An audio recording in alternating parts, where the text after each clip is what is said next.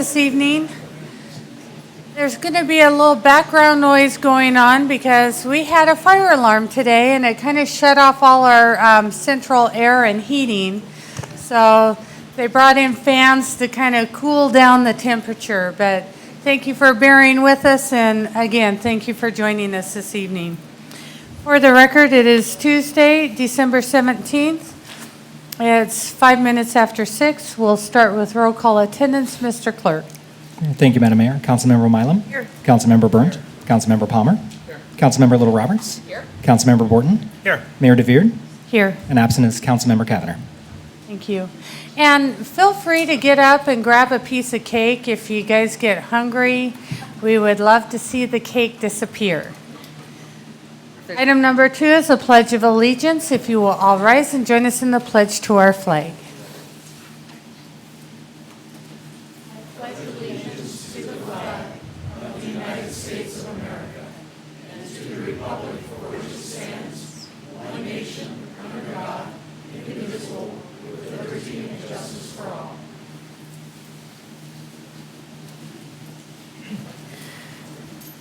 So item 3 is our community invocation.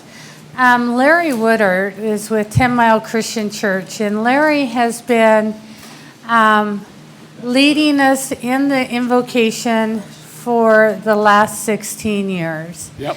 Larry, we sure appreciate you being here and joining us for many of our last invocations. Okay. And I would invite all of those in our council chambers to join us in the community invocation or take this as an opportunity for a moment of reflection. Larry, thank you. Thank you. Our dear Heavenly Father, we come to you tonight and thank you for this mayor, Tammy, and the council that has worked so hard over the past year to make Meridian such a great place to live and work. Keep them healthy and rested as they conclude another successful year. We always pray for our police, firemen, and ambulance drivers. Keep them safe and protected as they assist our growing city. When the sirens wail in Meridian, we know that someone is going out to protect us, and we thank you for their dedication. This next year will be a time of change as we witness new apartments, homes, schools, etc. being built. This community was chartered back in the early 1900s and was comprised of primarily apple growers. Fruit was shipped all over the nation. Now the people are coming here in their thousands, and may they find the same peace and enjoyment that marks Meridian as a top place to retire. I worry about the crowding of our schools and pray that steps are being taken to house a growing number of students. Lastly, a personal note for Tammy and those going off the council. May they retire comfortably, get to enjoy their families, and may they know we appreciate all they have done for this community. In Christ's name, amen. Amen. Thank you, Larry. Merry Christmas, Larry. Thank you. Item 4 is adoption of the agenda. Madam Mayor, Mr. Borton. there were no changes to the agenda. Item 7A is going to be continued when we get to it. But there are no changes, so I move we adopt the agenda as published. Second. I have a motion and a second to approve the agenda as noted. All those in favor say aye. Aye. Aye. All ayes. Item 5, announcements. We don't have any official announcements other than to wish everyone a Merry Christmas and certainly a safe and healthy 2020. Thank you for joining us. Earlier in our work session, we had the opportunity to recognize 2 of the 3 city council members that are stepping out of office. Genesis Milam and Ann-Lo Roberts. Certainly noted for Ms. Milam for her authenticity, for the dedication and focus that she has brought into her office in terms of her financial scrutiny and as well as her focus on the family. Certainly her legacy will be a number of our new subdivisions with tot lots and that are family focused. And Ms. Lowell Roberts for her genuine community service and certainly her champion heart for our city employees and always being someone that graciously compliments and makes people feel welcome in this council chambers. Who wasn't here was Councilman Ty Palmer. And so in my Bah Humbug hat, because he was gone, I do have a plaque. I do want to thank Ty. He has stayed focused on the principles on which he ran for office and being a representative for our taxpayers and really focused on things that are meaningful to him, focused on the family. And with this, I would like to present this plaque. It says, presented in appreciation for your contribution and service to the city of Meridian from January 2016 to December 2019. And thank you for your service, Ty.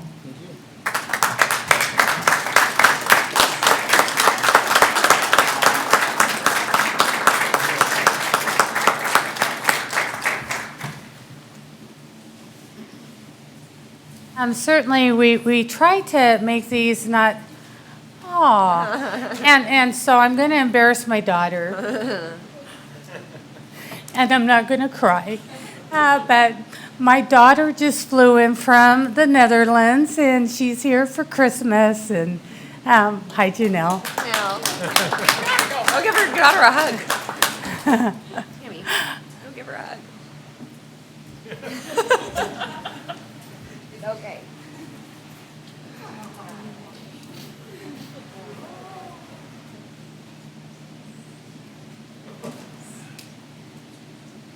Hello, everyone. Hi, Janelle.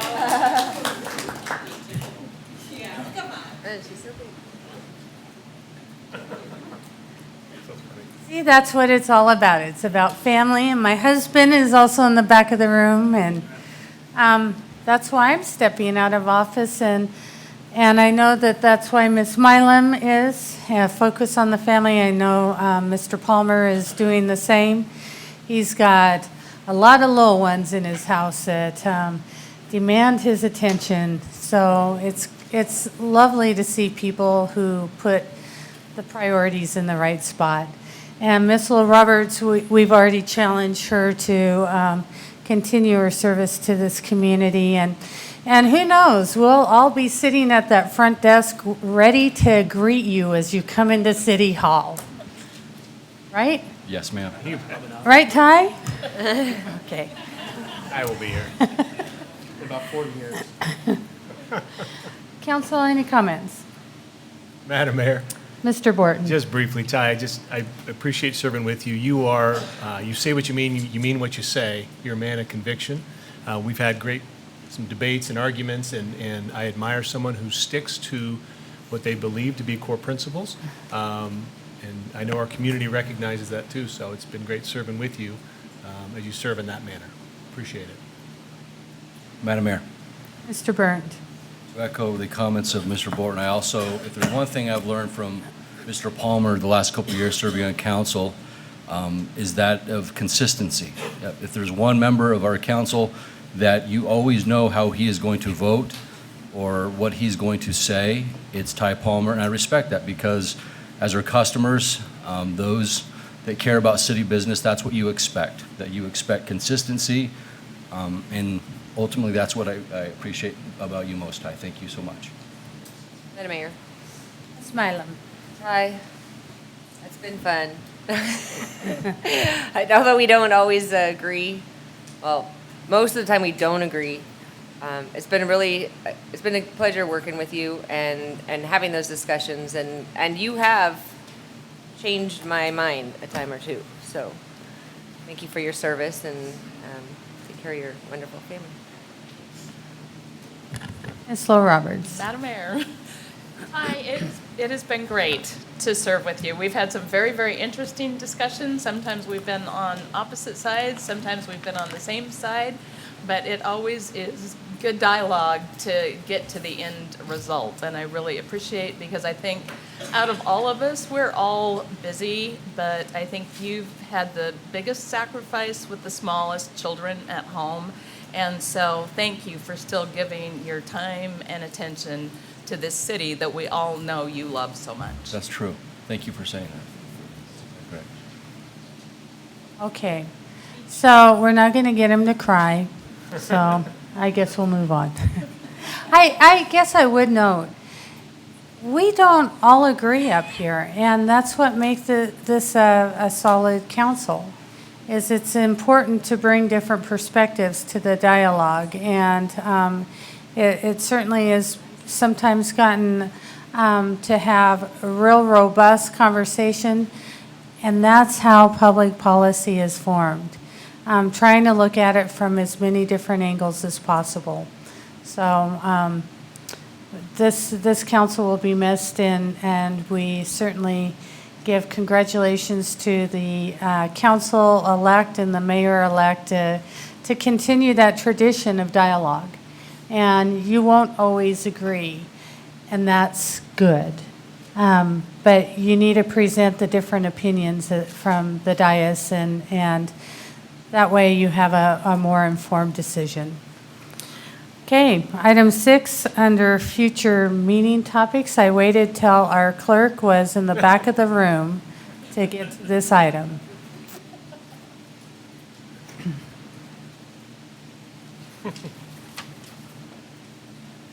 Madam Mayor, there are 2 sign-ins. First is Susan Carnes. Okay.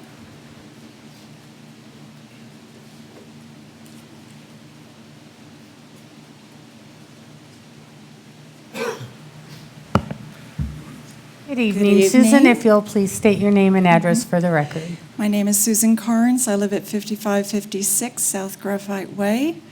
And I don't know if this is a future meeting topic or maybe there's a lack of clarity, but on November 26th, when I dearly would have liked to have been here for City Council meeting, I was at a veterinarian hospital. My dog was undergoing emergency surgery. She had been attacked by another dog that somehow got away from whoever was walking her. She was on a leash, crossed a road, attacked my dog, pinned her to the ground, grabbed her by the throat, thrashed her around, missed her jugular vein by a fraction of an inch, and I was told that it would have killed any smaller dog. I have a 95-pound German Shepherd that was attacked by a dog of more than 100 pounds.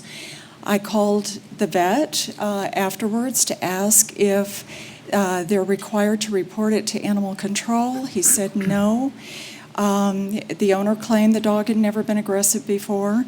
Thank you for increasing fees on the leash, by the way. Called animal control, and animal control said, well, if I wanted to, they'd let the City of Meridian police know. And then I called the police department today and found out there's a vicious dog ordinance, which I wasn't aware of. So where I've lived before, it has always been required that attacks like this be reported. I'm not sure if it's required or discretionary. I'm doubly concerned because the concerned owner met us at the hospital and proceeded to tell us how her dog is growling, baring teeth, and raising the fur on its back every time children go by on scooters. And there's a 4-foot fence around her backyard. I'm concerned this dog may be a threat. So I'm just asking for some clarity or maybe some more teeth in the ordinance. I don't know, but I wanted to share our experience with you and leave it at that. I know you can't really comment too much, but. Thank you, Susan. I will ask the chief to step out into the lobby with you Okay. and kind of share with you perhaps what we do have on the books and maybe have some dialogue. Okay, thank you so much. Okay, Merry thank you. Christmas. Thank you, Chief. Good to see you, Gary. Madam Mayor, I want to correct myself. There are 2 additional sign-ins. One, though, referenced a project that's being heard tonight. but the one did not is Denise Lefevre.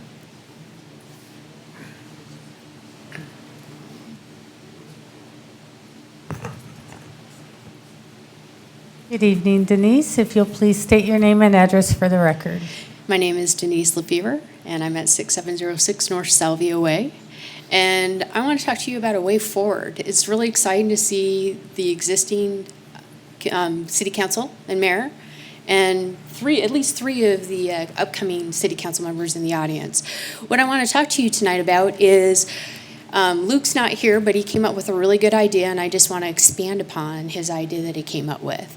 And that's a UDC review committee in which Logan Simpson would be at the head of that, and that's easy because hopefully you can just do that with a contract amendment, and hopefully he can get some ideas from the Urban Land Institute and some other areas. But I like to expand upon that and go back and talk about setting up 3 separate groups: a development community group, which would have your developers, your land usage, your engineers, your real estate agents, all of the people that have to do with development, the government and quasi-government group, and a residents group, which would not include any of the other 2 groups.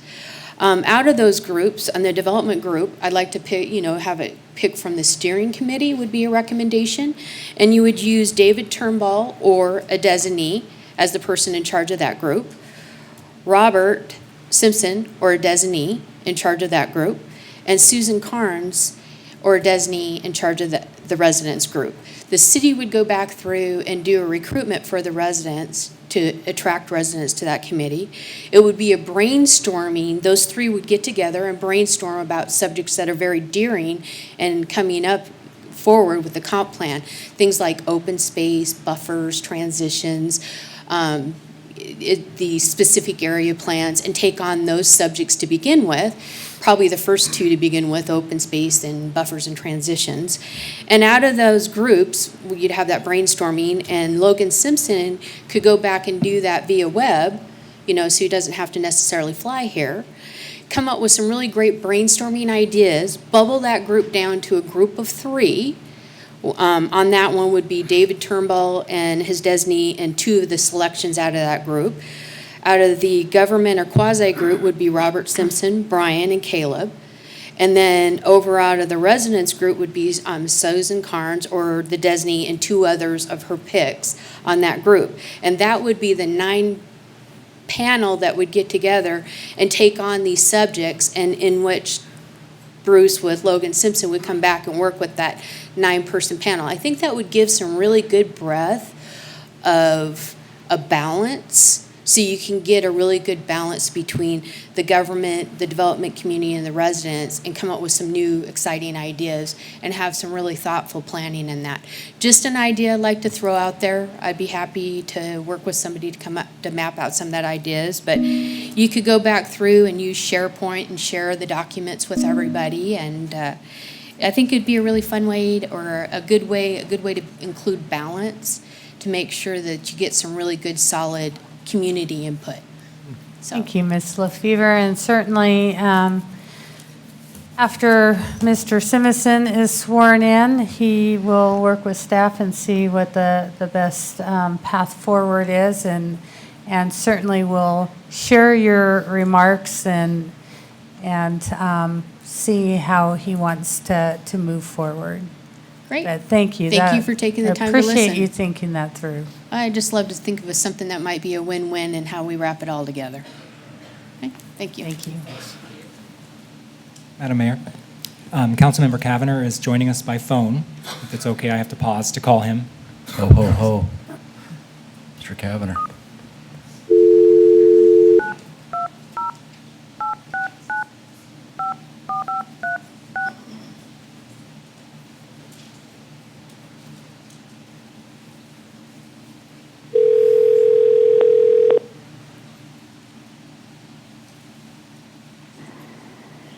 Hello? Thank you for joining us, Mr. Kavanagh. Thank you. I'll be on mute. Okay, item 7 under action items. 7A is final plat for H 2019-0116. This item, as staff has noted, needs to be continued, and I think I'll turn this over to staff comments on the request for continuation. So, Madam Mayor, members of the council, there was some information that staff requested of the applicant, and that information did not arrive on time, so we need to continue this out to the next available meeting. So you have not had a chance to review the information and...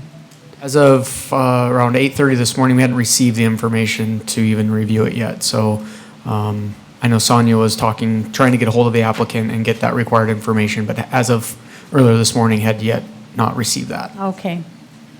Thank you. Council? You should continue it to when? Did they state when they wanted, or what is your recommendation on a date to continue to? Madam Mayor, again, January 6th or 7th, I can't remember which one is the first 7th? Tuesday. I don't know what that agenda looks like, so looking at the clerk, but the next available agenda would probably be preferred. Possible. Okay, Madam Mayor, Mr. Board. I move we move item 7A to January 7th, 2020. Second. I have a motion and a second to continue this item to January 7th, 2020. All those in favor say aye. Aye. Aye. All ayes. Item 7B is a public hearing continued from November 26th on H 2019-0101. This is on our comprehensive plan. This public hearing was continued on specific items that staff will note in their comments. So I'll turn this over to Caleb. Thank you, Madam Mayor, members of the council. Madam Mayor has just mentioned this project, a new comprehensive plan, has been on your agenda twice previous, most recently on November 26th. That meeting was not a public hearing, it was more a public discussion about what we had heard at the first public hearing that was on November 19th. Staff has summarized the changes from that initial draft that went through the Planning and Zoning Commission and the steering committee before them. What you see on the screen were the topics of discussion and changes made since the meeting on the 19th and again discussed on the 26th. It is interesting to note that everything that is sort of outstanding, if you will, again, you have before you the entire comprehensive plan, but those are the items that remain outstanding or require a little extra touch this evening and decision from you all. But they all are in the evolving community chapter in chapter 3 of the comprehensive plan, including the map changes. So it's all about land use, right? That's a big topic and a big thing for our community going forward. So the motion made on the 26th was to limit tonight's testimony to these things that you see on the screen here, and both at the 4:30 meeting too. So we had a handful of folks that signed up at the 4:30 meeting and then tonight. Just again, a quick note regarding process. We have met all of the requirements of both state statute and city processes and codes for development and adoption of comprehensive plan. So here are the text changes that this is really the first opportunity, or over the past week or so is the first opportunity for the community to digest these potential changes and comment on them before you this evening. So what you see on the first one there, an underline, is new text, and the strike through as well. That was at your discretion from the last meeting to remove sample zoning from the residential definitions. The underlined text is something that at this point I don't really remember, but Brian and I kind of co-wrote, co-drafted both the things you see on the screen actually, based on, again, some of that feedback we were hearing both from you but also the public during that first meeting in particular, but that further direction on the 19th. Just a reminder that both the policy that you see at the bottom of the screen and the definition are both within the comprehensive plan, which is, again, a guide. It's not our code. It is policies, and it's not shalls, it's shoulds, and when appropriate, we apply them. It does direct growth and development, but doesn't dictate standards. It isn't a one-size-fits-all document. So you take a lot of things into consideration and into context when looking at proposed growth and change of our community. So again, we drafted these in response to largely the public testimony. We thought that what we had there, an underline, helped in the low-density residential definition. Didn't seem to go far enough. At least that's kind of the vibe we were getting, if you will, from council, that you wanted a little bit more, that wasn't quite enough. And so we drafted the policy again that you see on the bottom of the screen. But as I mentioned in the 430 version of this presentation, it's a guide, and some of the things are subjective in the proposed policy. For example, 5 acres doesn't mean 5.00 acres is the only time we apply that, right? It can be applicable if it's a 4-acre parcel. We're going to still want to see a transition. In fact, we had testimony earlier that talked about that very thing. You know, sometimes a 7-acre lot, we look at the redevelopment potential and the appropriateness of applying this policy. But it is a guide, and we do have to look at it and touch it and go, is it appropriate then to apply this standard requiring a 1-acre minimum lot next to this 5-acre rural estate property? And again, what does rural estate mean? I think, for me, I know what that generally means. I think Stetson Estates and Rustler are great examples of what that means. There are other 5-acre parcels, though, where you look at it and you go, there's real redevelopment potential here. And to require this 1-acre lot when that property owner may not want to be buffered with 1-acre lots because they're next to develop may not be appropriate.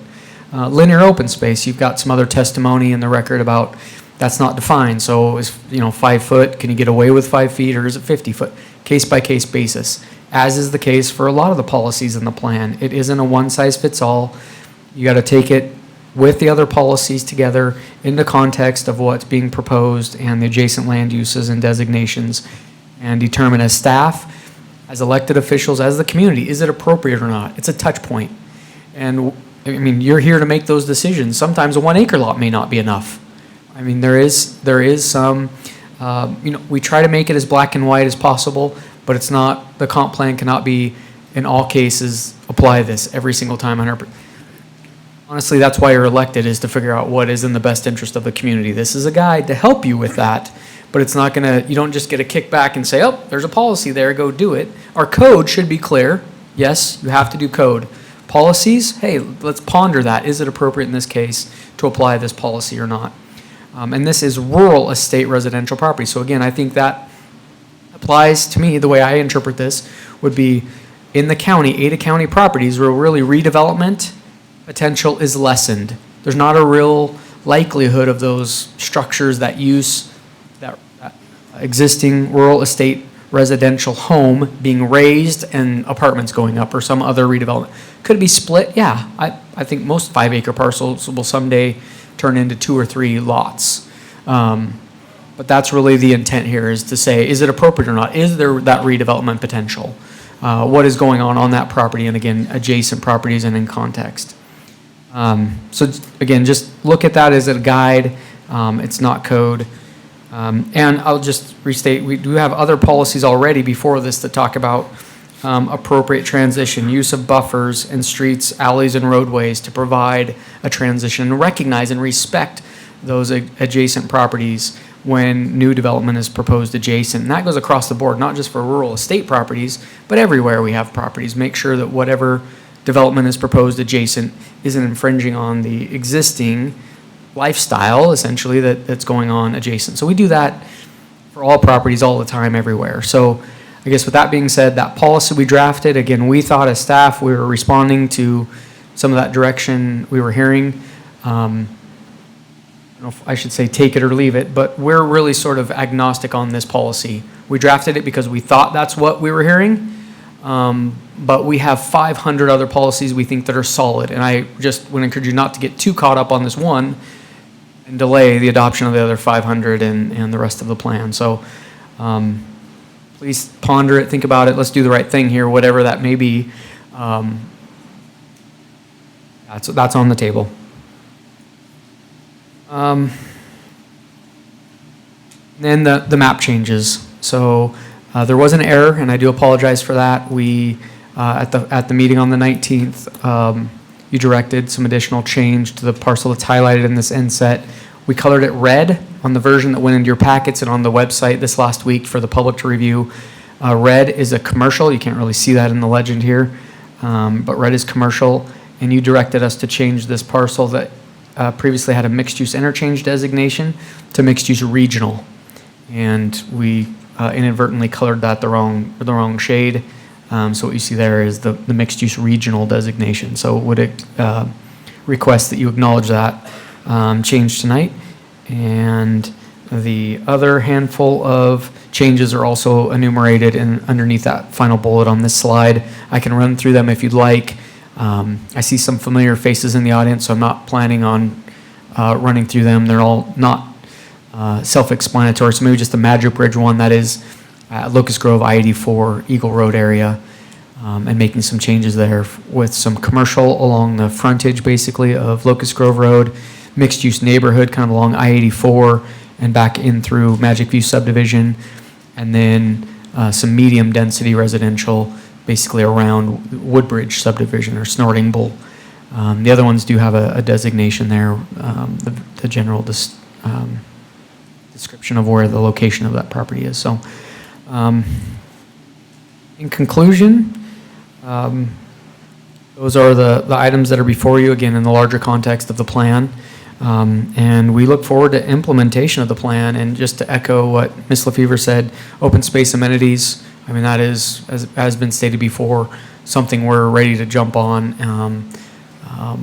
and get to work on answering that question with the community, with stakeholders, identified stakeholders, to figure out what is appropriate for some of our code changes that then strengthen and take the comprehensive plan and make it come to life. So with that, Madam Mayor, I would stand for any questions you may have. Thank you, Caleb. Council, any questions? Okay. Mr. Clerk, I'll open the public comment period, and just to remind those that signed up to testify to state, Caleb, can you pull the 4 areas that we're, thank you, taking comment on? Mr. Clerk. Thank you, Madam Mayor. First is Susan Carnes.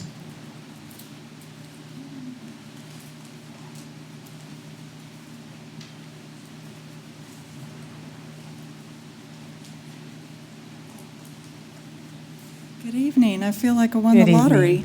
evening. Susan Carnes, 5556 South Graphite Way, and I'm here speaking on behalf of the Meridian Southern Rim Coalition. Susan, can you pull that closer? Yes, thank you.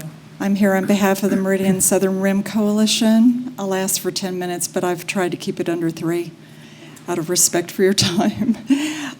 Confining my remarks to what's still on the table. The LDR designation, our concern is density bonuses and the deletion of sample zoning in LDR skirts dangerously close to step-ups being embedded in the new comprehensive plan, even if unintentionally. The LDR language is now too broad and invites abuse of the LDR designation. For example, R8 dimensional standards, if permitted in an LDR zone, would allow 4,000 square foot lots, where R4's 8,000 has been the accepted cap. To complicate matters, density bonuses are not clearly defined and their parameters are unclear. Theoretically, we fear a developer could set aside land for school and with generous density bonuses build an R15 community in an LDR district. That's a scenario for very unhappy nearby residents who've placed faith in the city's declared plan for a low-density district. We have a few ideas. The integrity of this plan is paramount. We've been promised no step-ups. We've promised a plan that reflects the stakeholders' wishes. As Councilman Borton would say, we need more robust language so residents and developers alike have clarity on this question. We would suggest that you keep the sample zoning and review the accompanying text for clarity, since there is so much confusion about designations and zoning. Additionally, to address another area that's frequently misunderstood, we recommend a sidebar in the comp plan regarding annexation, which would consolidate the basic information about annexation that's now scattered under various headings throughout the comp plan. Policy 3.07.01F, which Caleb just reviewed, we thank staff for their intent to create a policy that's sensitive to our rural and estate enclaves. I cannot express how many times in the last few weeks I've heard our members remark, they heard us. That just makes residents feel so valued, and we thank you for that. While we appreciate the proposed policy, we do believe some of its language is overly specific, like 5 acres, while other language is too vague, roadways. Due to time limitations, I'm going to defer to our Stetson Estates HOA's submitted testimony and testimony this evening for their intelligent and more expanded discussion of that topic. Ultra-low density residential designation. The concern, as you well know, has been sensitive and appropriate development adjacent to districts like El Gato, Rustler Lane, and numerous other existing neighborhoods that A, cannot be subdivided, or B, are unlikely to be redeveloped during the lifespan of this comp plan, if ever.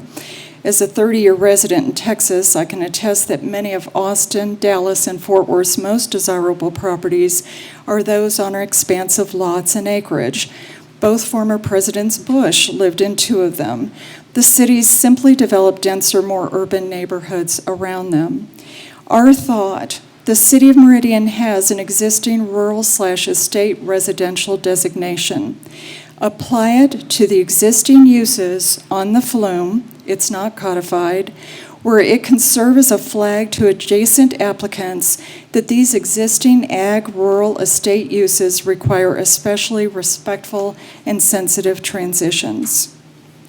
Regarding next steps as you go forward, as you well know, we are concerned about the gap time between the adoption of this plan and the necessary, needed UDC changes.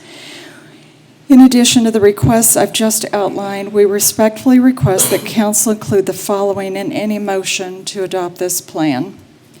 Place on the public record your acknowledgement that it is the intent of this plan to set a higher bar for transitions, open space, amenities, and gathering spaces. Direct staff to work with a consultant to draft supporting UDC for those aspects. Provide to residents and developers clarity about the flume and comp plan amendments, the frequency, timing, whether there's a moratorium on such, etc.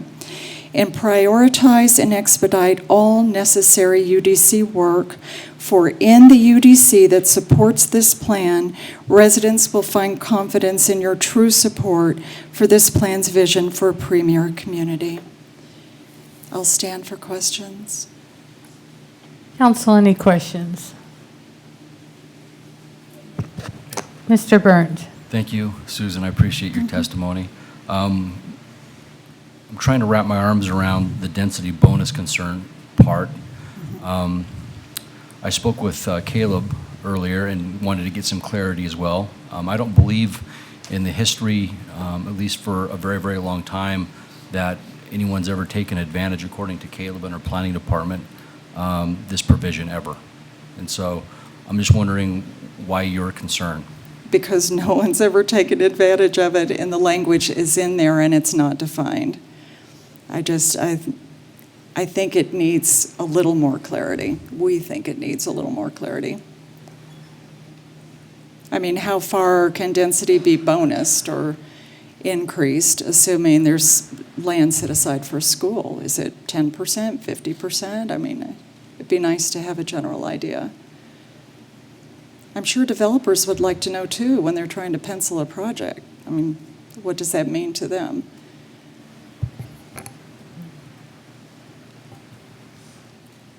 Any follow-up? None of that. I just thank you. Thank you. Any other questions? Thank you. Thank you.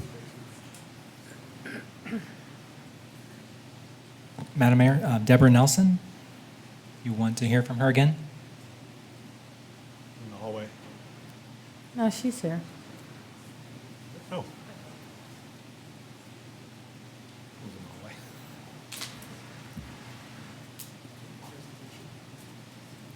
Madam Mayor, Good evening. members of the council, that sign-up was from earlier, and you've heard from me this evening. So I will, I don't need to present to you again unless you want something else for this particular record or hearing time. Thank you. Council, any questions for Deborah? Thank you. Thank you. Madam Mayor, next is Jane Byam.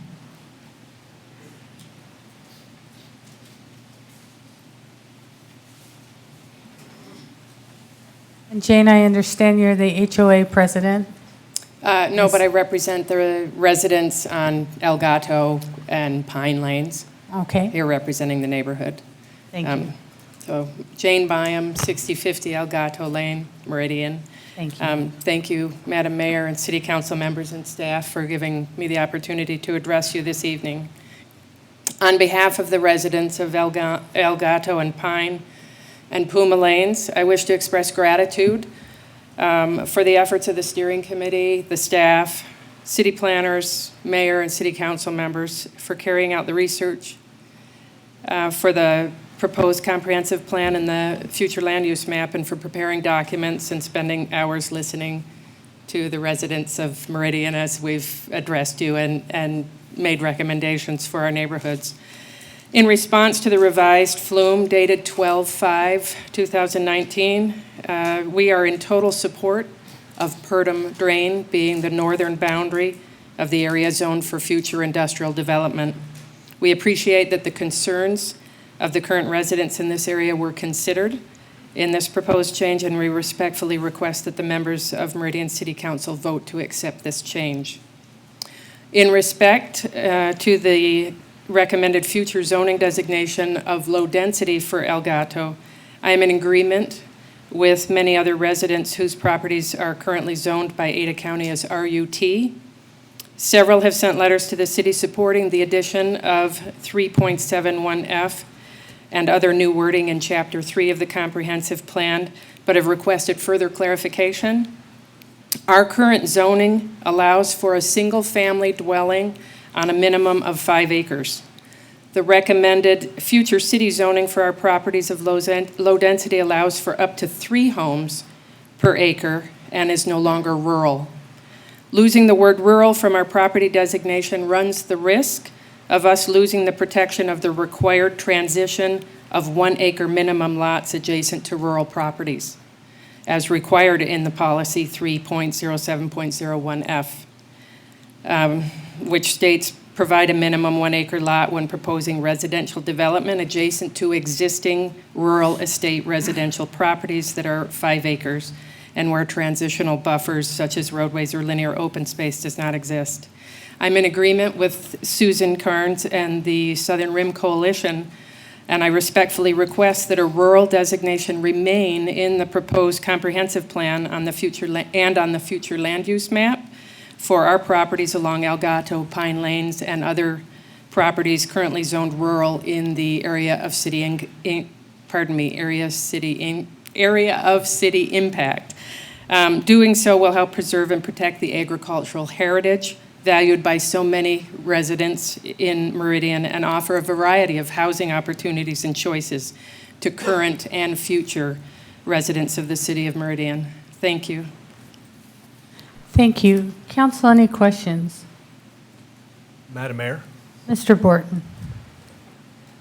is it Byam, Ms. Byam? Byam, yes. You're one of the last letters that came in, Yeah. your letter from today, so thank you for sending that in.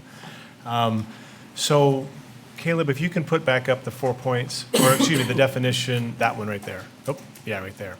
So amongst some of the more recent comments, what you've described, we've heard from several, and I wonder if the title of this paragraph read rural/low density, would that satisfy the concern? The reason I ask that is a good chunk of the language which has been added to this is pulled, I noticed, word for word from the previous rural designation in the existing comp plan. So if the point of the comp plan is to provide that general contextual example of what's intended there, And if we've captured that in this proposed language, that the rural concept is now just placed under a low-density residential title,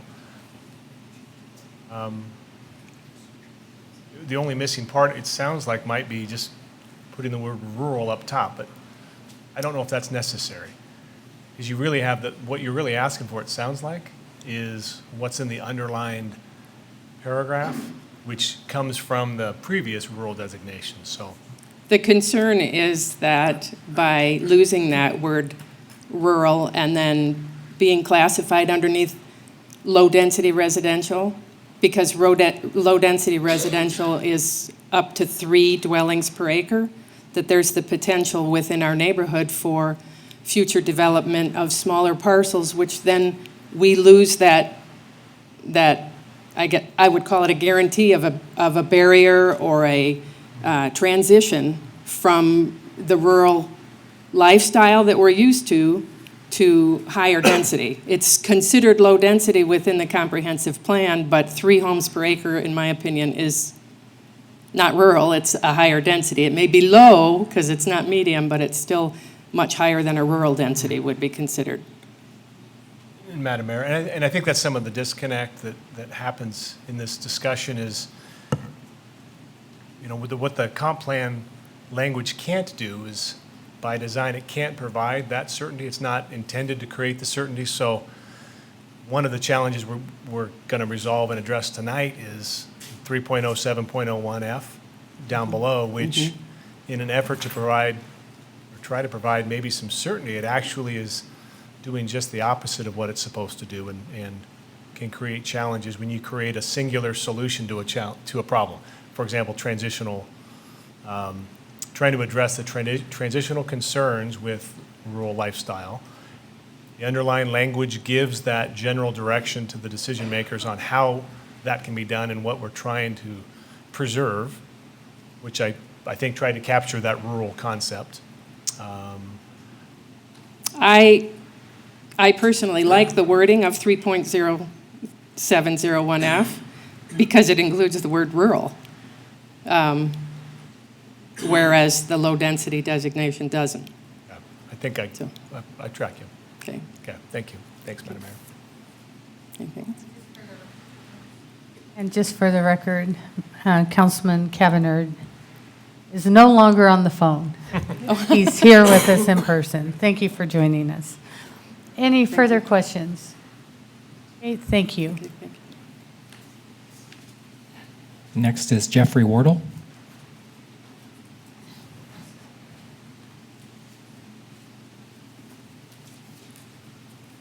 Good evening. If you'll please state your name and address for the record. Madam Mayor, members of council, Jeffrey Wardle, my address is 251 East Front. Here on behalf of a variety of clients, we appreciate the effort that has gone in on this.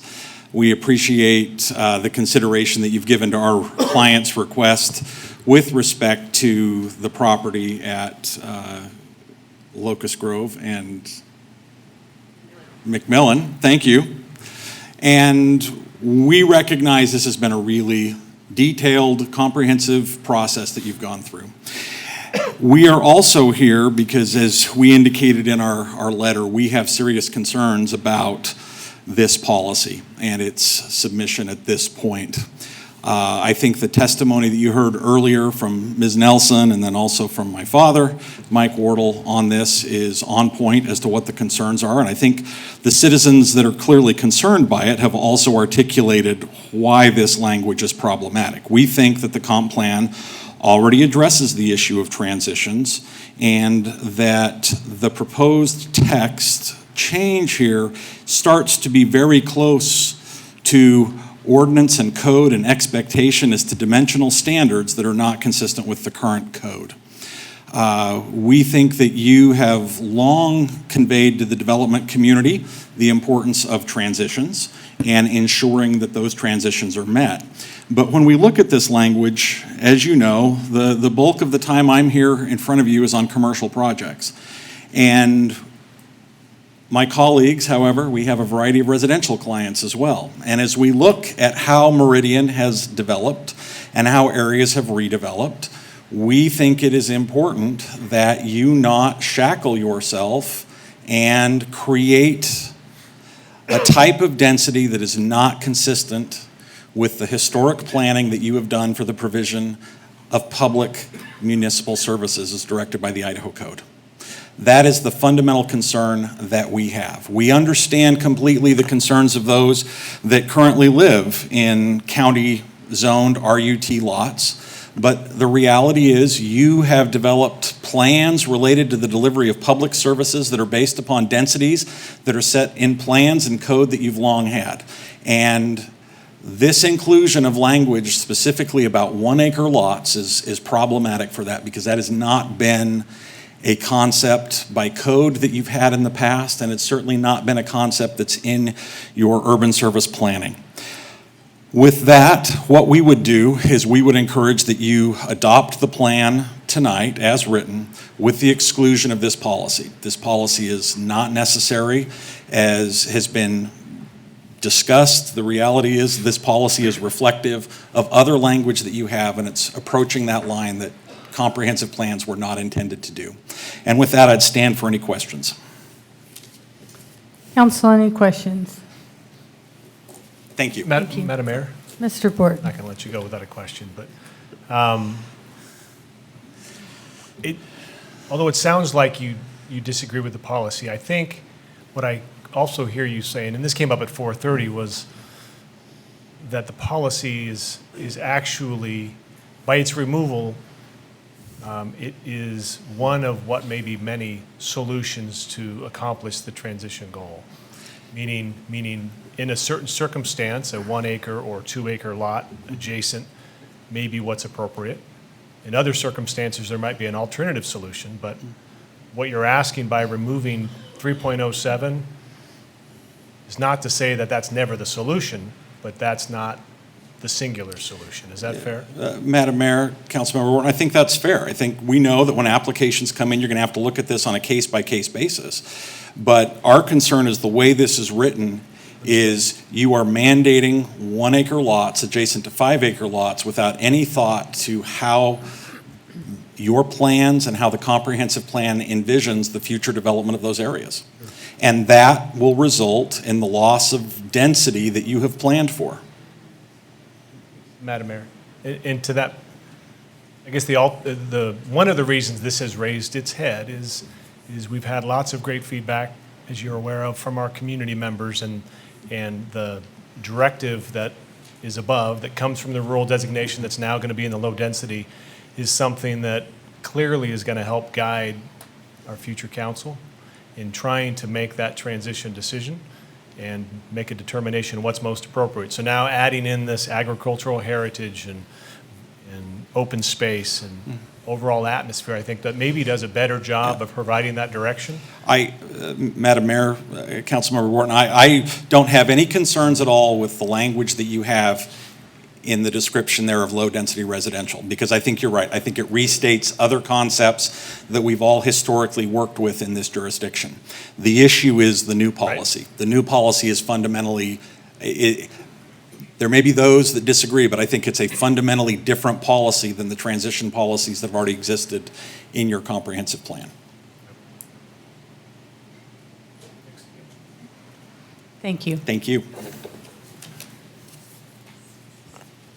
Madam Mayor, next is Cody Stoker. Okay. Thank you, sir. Then next is Max Steinbach.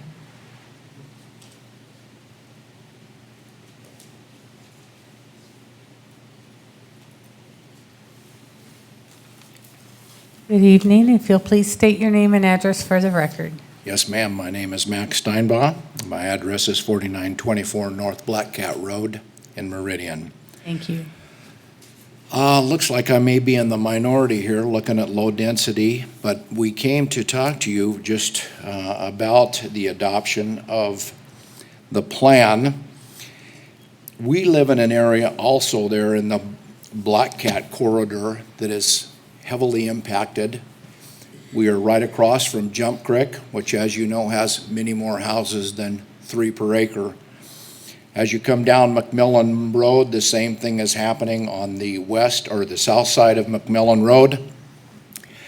Our subdivision is listed paperwork-wise as 5 acres. We are not. Most of us are under 5, anywhere from 4.5 to 4.8. I would just like to say that when you reach my age, 5 acres becomes a real pain, and that becomes your retirement. You'd like to sell that, and the best opportunity is for development. Very few people really want to take on the responsibility of irrigation and all the things that run along with 5 acres. So as far as the plan goes, our subdivision has signed off as far as covenances and those types of things so that we could move forward in that direction. I would like to encourage you, when you do look at your comprehensive plan, to consider our area as more than just low density, and also give us the opportunity to sell to someone that could develop the property and make it fit within the bounds of what is already there. As you well know, Jump Creek is fairly dense, and then as you travel further north, there are 2 very large subdivisions there and a new grade school. So that's all I wanted to say. I'd like for you to consider our plea, and I thank you for the opportunity to speak. Thank you for joining us. Madam Mayor, next is Sally Reynolds.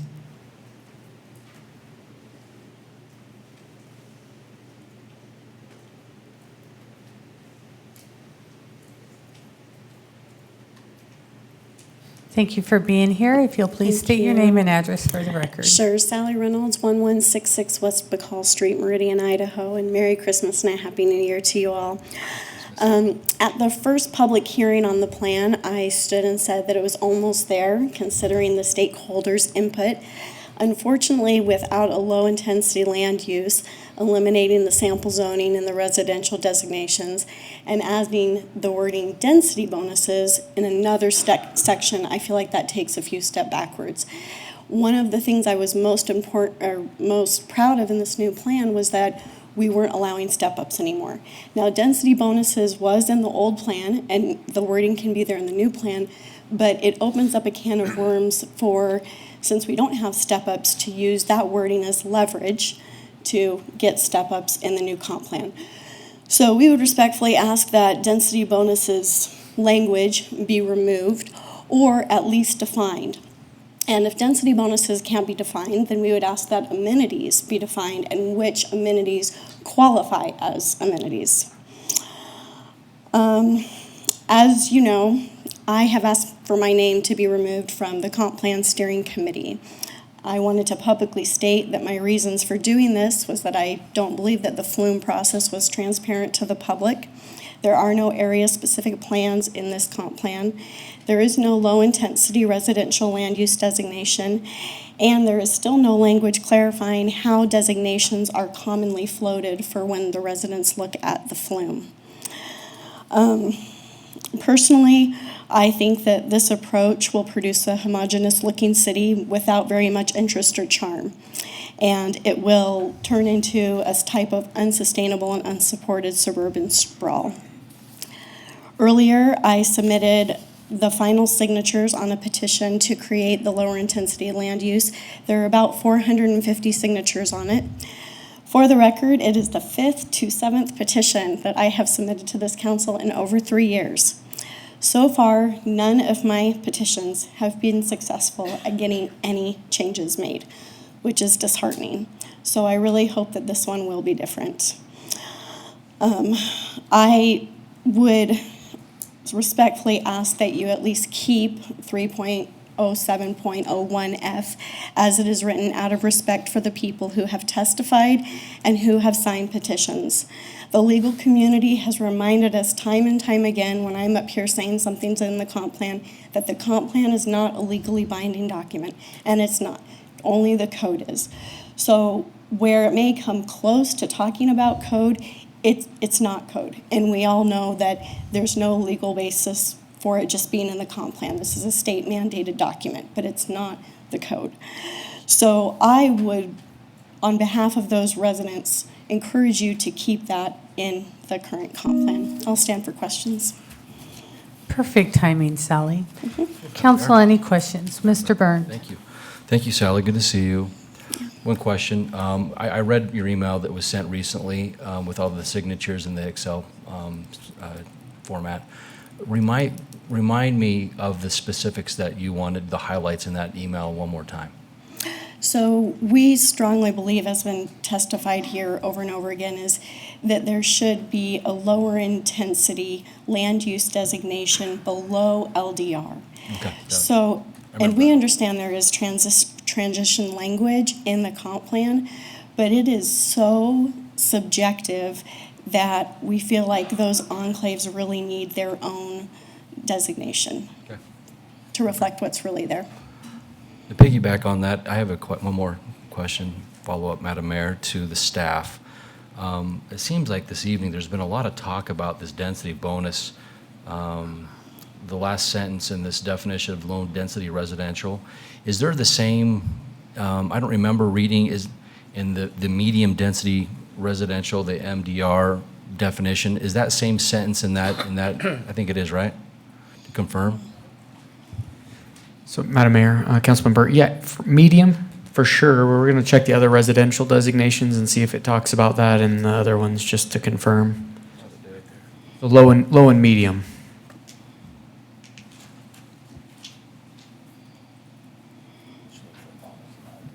Any other questions from council? Mr. Kavner. Madam Mayor, thank you. Merry Christmas, Sally. Thank you. I'm curious, because your comments about the concern for our community if this is adopted, and you're somebody whose opinion I hold in high regard, which is why I want to drill a little deeper into this. I know you're here because you love our community. And so when you bring up those concerns, they ring loud to me. But I guess I think that we're in agreement that this proposed comprehensive plan is an improvement over what we've had. Yes, with 3.0701F, I believe that there is a definite improvement in trying to respect those rural properties. So help me understand if we're in agreement that this comprehensive plan is superior to what we currently have, why you feel that our community would take a step backwards if adopted. Well, I think that, no, the current, I guess, taking a step backwards because density bonuses was added. So we said no step-ups at all. And now we're introducing density bonuses in residential areas. So we feel like that is a loophole that will be exploited to get step-ups in these different areas. So that kind of opens up a whole nother can of worms that wasn't in the previous version. Madam Mayor, if I may, I appreciate your comments, but we've heard time and time again from citizen groups to encourage the council to encourage creativity. And density bonuses are a mechanism to allow that type of creativity to exist. And for me, I trust our staff, and I trust our council. So help me understand why you think it would be a loophole that would be exploited. So I think that density bonuses can have their place. If a development comes in against a large acreage lot and it shows that, you know, they're going to put 1 acre lots at the edges and then they're going to slowly feather to R8, R15, R40, going more towards arterials, that's great. And if they have amenities that actually qualify as amenities, which we don't have defined right now, then maybe those density bonuses would be appropriate for that area to get, as Mr. Wardle said, up to those required thresholds for our public services.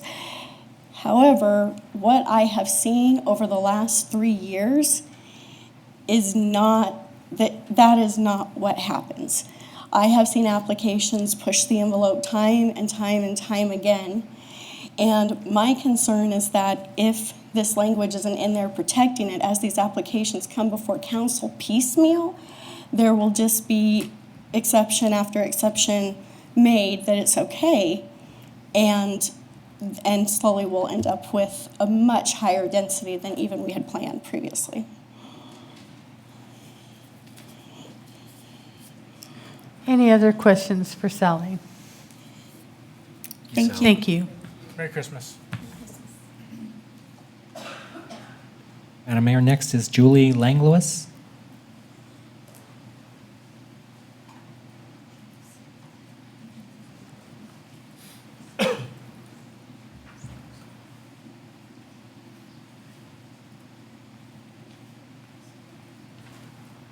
Good evening. Thank you for joining us. If you'll please state your name and address for the record. Julie Langlois, 355 or 3556 Rustler, and I'm here representing Stetson Estates and Rock Ranch Estates. Okay. And I apologize in advance. I'm getting over a cold, so we'll see how it goes.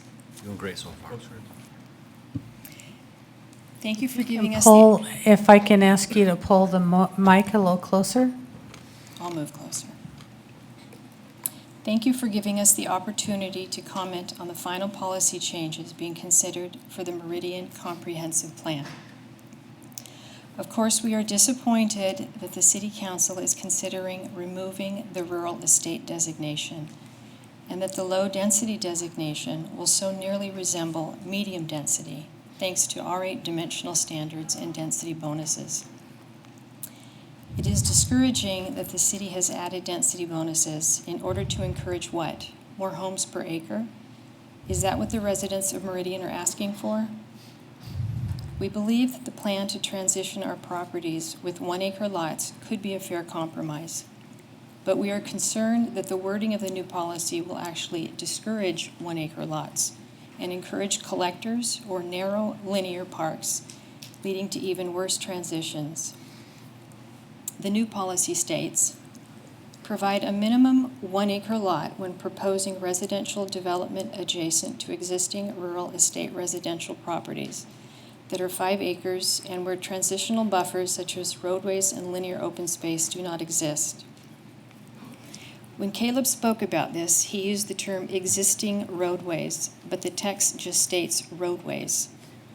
Because ACHD is planning a collector road running north to south, we would not want the developers to circumvent the 1 acre policy by putting the collector road on our eastern border. We would consider that zero transition. One of the homes in Stetson Estates sits less than 10 feet from that eastern border. We also assume that developers will utilize the least costly design the city allows to avoid putting in those 1 acre parcels. It will be cheaper for them to put in a transitional buffer, and we are back to defining what is an appropriate transition between existing rural properties and medium density or multi-use residential. This is why we are asking for a sub-plan for Southwest Meridian with a specialized flume. This would protect our community identity and give specific direction to developers. Unfortunately, with so much medium density currently planned in Southwest Meridian, we are becoming just another crowded area of the city amidst cookie-cutter neighborhoods with minimal open space and amenities, no distinctive identity, and the loss of something that we can never get back. At the November 26th meeting, there was a concern as to whether we understood the difference between zoning and annexation. I have not seen the letters you have received, but I would imagine that some of our residents were concerned after seeing the proposed maps of our area with the medium density designations for our subdivisions, collector roads bisecting our subdivisions, multi-use paths planned diagonally across some properties, the multi-use designation on our western border, and an email received by one of our residents asking them to sign, have notarized, and send back an easement agreement running through their property. It's a lot for us county folk. There is something that we do find difficult to understand, though. If the future land use map designates an area low density, why is the city allowing such an expansive definition for this designation? Hundreds of residents have petitioned to retain a rural estate designation, but the one the city has is being eliminated, and LDR is going to include density bonuses and R8 dimensional standards. That does not seem to be a stakeholder-driven decision. From the very beginning, residents were promised there would be no step-ups in zoning. Where is that language? Instead, based on the proposed expanded low density to include R8 dimensional standards and density bonuses, the new comp plan will in essence have built-in step-ups when we were promised the city would not allow them. Thus, it appears that the city only wants medium-density developments, and this we do not understand. Our residents, along with so many other residents of Meridian, feel we have not been heard. We hope that with more discussion, we can agree upon appropriate transitions from our county rural properties to the city's medium-density and multi-use plans surrounding our subdivisions. It was stated in the draft comprehensive plan that future land use in Meridian was going to be stakeholder-driven, giving greater sensitivity to our rural neighborhoods, open spaces, and our unique agricultural heritage. We believe that intent will be diluted by adding language about density bonuses, higher dimensional standards for the low-density designation, the possibility of collector roads for transitional space, and the vague language of linear open space. On behalf of my group and our fellow Southwest Meridian neighbors, I respectfully request that these proposed revisions be more stringently defined to better ensure sensitive and appropriate transitions, premier neighborhoods, and to ensure that the inevitable growth ahead protects and complements our wonderful way of life. Thank you. Thank you. Council, any comments or questions? Madam Mayor, just to comment, I appreciate your testimony, your letter of 16th, yesterday? You sent a letter in as well, so I appreciate that.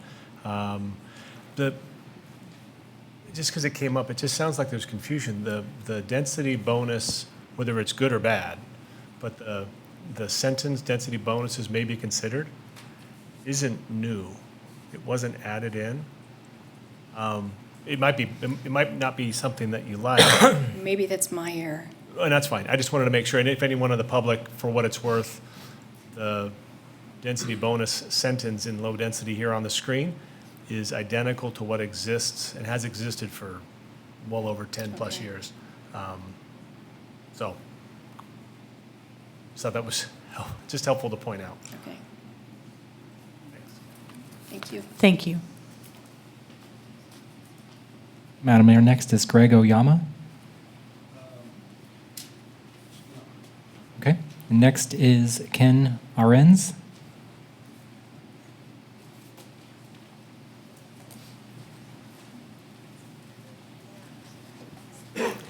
Good evening, Ken. If you'll evening. please state your name and address for the record. My name is Ken Arenzi. I live at 4644 Daphne Street, Meridian. Thank you. Madam Mayor and members of council, thank you for hearing me speak. I am a member to Mr. Steinbach, who spoke 4 turns ago, also part of the Black Cat Estates, but on the other side of Daphne Street. He mentioned the density of the subdivisions that are directly to the west of us on Black Cat Road and the density of the subdivisions that are behind us. There are also 2 other 5-acre parcels that are on the other end of Daphne Street, at the corner of Daphne and Joy, that are currently being developed, also high density. I'm not sure what that is, but I think they're probably close to 8 homes per acre. And so I am speaking in favor of allowing us, my wife and I, to have that same opportunity to sell our 4-ish, 5-acre piece for potential development. Like Mr. Steinbach, I'm ready to downsize, and it's an opportunity for us to do so and to be able to have a little cash. I think the density is already around us, and so in some ways it would almost, I'm not sure if, I would think for consistency's sake, it would be best to go and approve to a medium density in the spots that we are in, on the Black Cat Estates. And so I thank you for your time. Thank you. Council, any questions? Thank you. Madam Mayor, there were 26 individual sign-ins, and that was the last that indicated they wished to testify.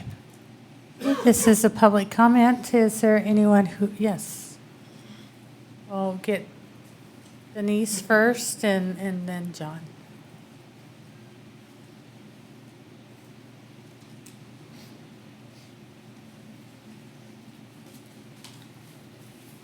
Hi, Thank my you. name is Denise Lefevre, 6706 North Salvia Way. Thank you. I guess the whole issue with the future land use map's been really weighing heavy on my mind. It was one of the considerations that I didn't want my name attached to the comp plan because of the issue. And I couldn't quite wrap my head around how to explain it to people what it was that I had objections to. I think a letter did a pretty good job of doing it. Clark Wardle wrote, and he wrote in on the McMillan and Locust Grove. And I'm going to read a couple highlights out of it. Parcels we wanted redesignated as commercial. That's what he put in here. City staff reiterated it believes that our clients could develop this property simply by submitting an application to amend the existing development agreement. No development agreement, amendment, or zoning change can meet the in accordance with, compliance with, or in conformity with requirements so long as the use designation remains mixed-use neighborhood. The use designation first must be changed to commercial. Our client will remain stuck in circular problem without a viable pathway forward at this site. Why do I read that? I read that because the flume is important. It is the first step forward to getting your zoning. It's not just something that you just throw aside and it's just something that you can just say, hey, it doesn't really matter. It matters a lot. And the fact that we went back through and had the property owners put in their request on how they like their land developed, this is a piecemeal approach that's reactionary to those that are savvy enough to contact the city and lobby on behalf of individual interests. This plan falls short.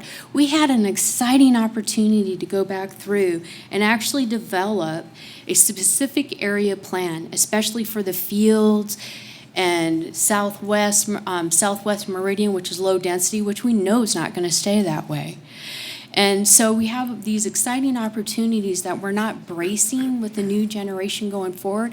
We have all these great tools out that are predictive tools that can actually go through and show where the rooftops are going to be based on a lot of criteria.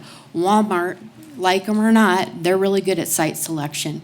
And these tools are out there. We're not living back in 10 years ago. We can actually go back and project things.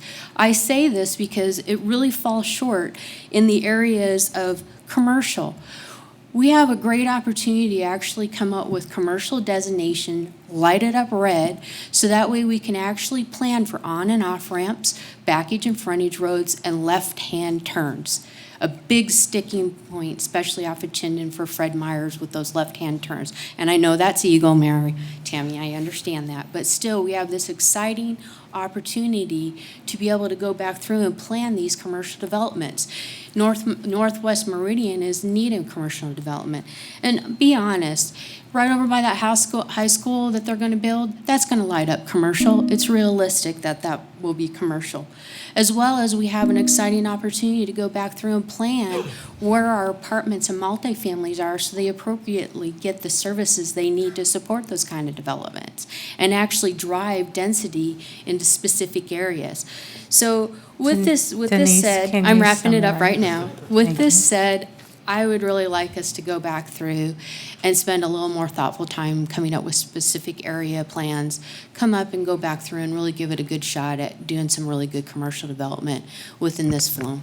Madam Mayor, Yes, Mr. Burnt. I couldn't agree with you more in regard to the specific area plan information. You know, even in the steering committee meetings, I was your biggest advocate when it came to keeping the character and, different feel in certain parts of our city. And I think that is incredibly important.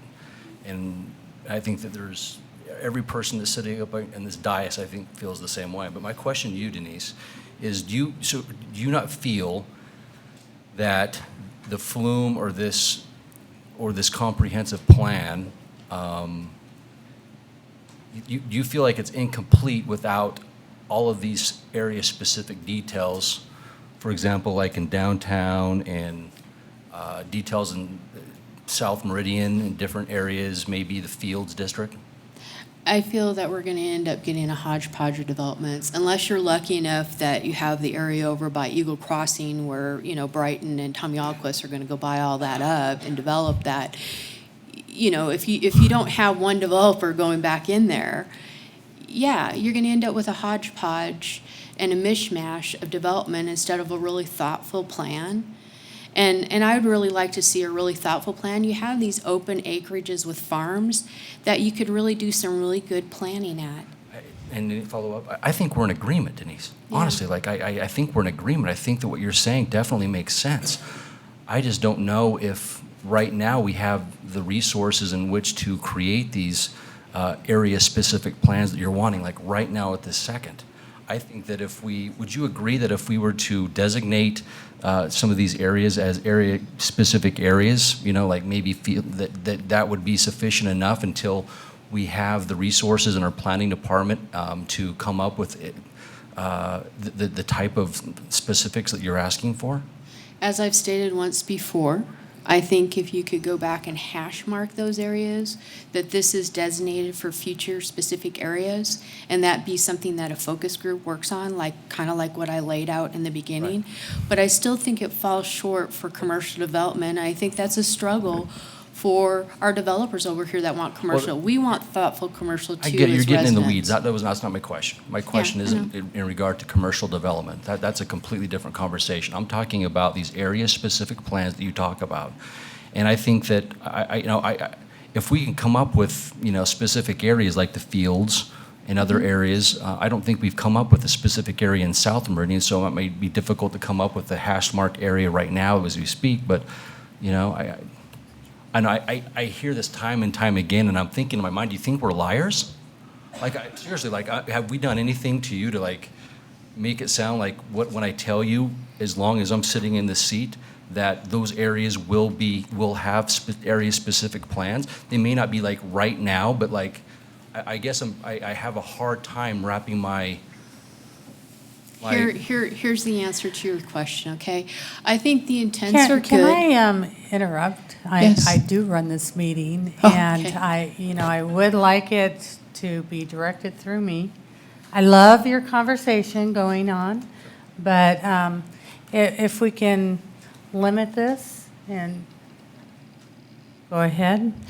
I just say open space is a big deal, and the can's been kicked down the road many, many, many months and many, many, many times.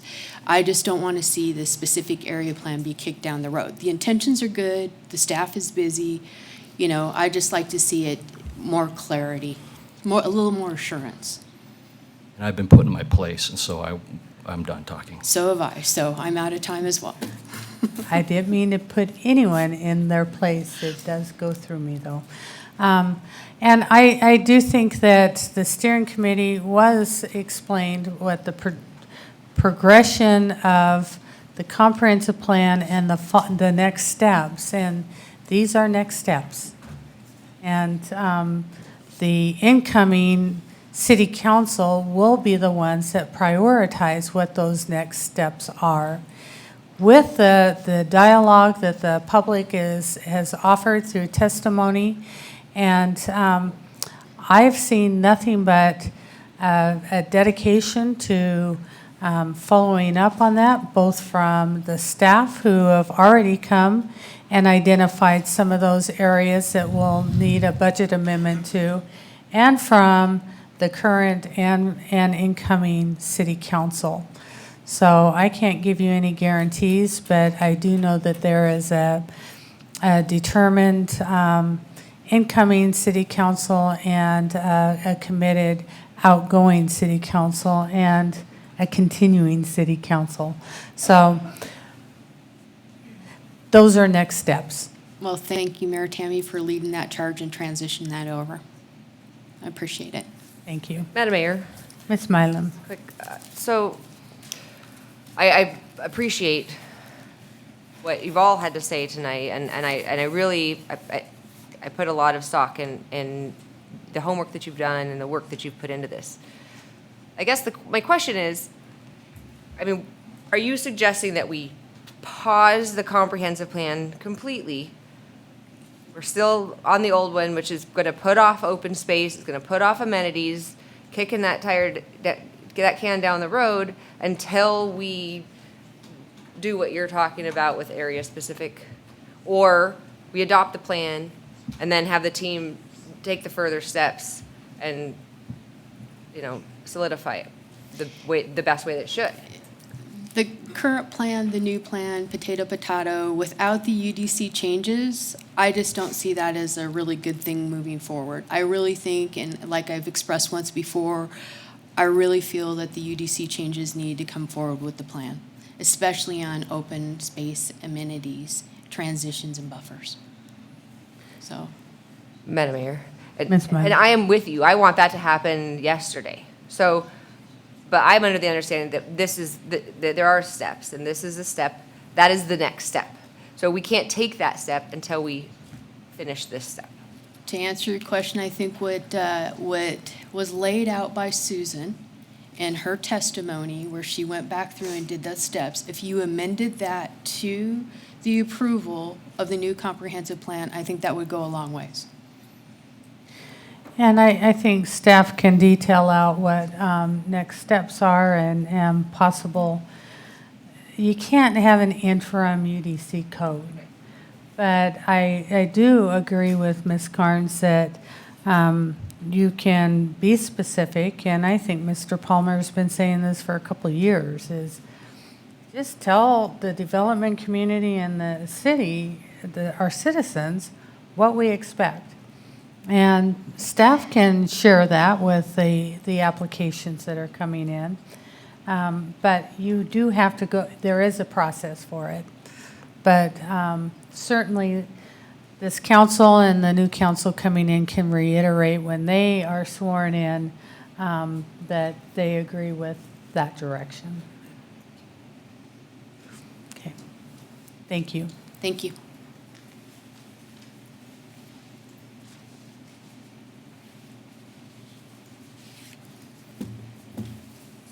Good evening. Madam Mayor, good evening. For the record, my name is John Wardle, 2929 West Navigator, Meridian, Idaho. I appreciate the opportunity to just share a couple brief comments tonight. The draft plan, as it's currently written, states that the plan is not a set of standards or means to enforce city code. Instead, it indicates in a general way how the community should develop. The item that's been added, which is 3.07.01F, actually is zoning-specific standard. You're saying in this comprehensive plan that there's a specific standard that has to happen. Let's not forget you already have a condition or a policy in the comprehensive plan, which is 3.0701A. So the very first policy in the section that states, require all new developments to create site design compatible with surrounding uses through buffering, screening, transitional densities, and other best site practices. It's already there. We don't need to dictate that it needs to be 1 acre against 5 acre lots, which were subdivided in the county. Just one final comment as it relates to those RUT zones. The county anticipated that these RUT designations of the 5 acre lots were a transitional zone or use in and of itself. The Ada County zoning ordinance says, the purpose of this article is to implement the applicable comprehensive plans within the areas of city impact. These base districts are intended to provide appropriate density for residential development based on the availability of urban public facilities. Rural to urban transition district provides standards and regulations for the development of property within areas of city impact consistent with the goals and policies of applicable city comprehensive plan. 2, allow agricultural rural uses to continue within areas of city impact until urban public facilities are extended. The city is making large financial contributions to those urban services. I know there was a reference made to a certain 5 acre subdivision earlier tonight. If you go back through Google Earth and look at that, in 1995, 96, about that time, they were 40 acre, 80 acre, 120 acre parcels. and they were able to subdivide those down to 5-acre parcels because that was the maximum allowed rezone within the county. I think that the policy and the standards that are written, while may not be perfect, I think you've already addressed that transition question with 3.07.01A. We're just asking that this new one, F, be deleted from the comprehensive plan. We think it's too specific.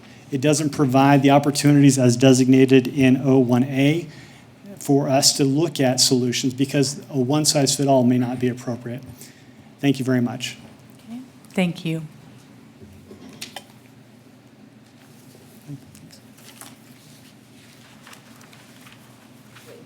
Woman in the back. And then we'll get. Jessica's been raising her hand. Good evening. Good evening, Madam Mayor, council members. Paula Connolly, 3878 South Rustler Lane from Stetson Estates. Not going to show any of my pictures tonight, didn't bring them. I would like to argue, however, that 3.0701F is needed.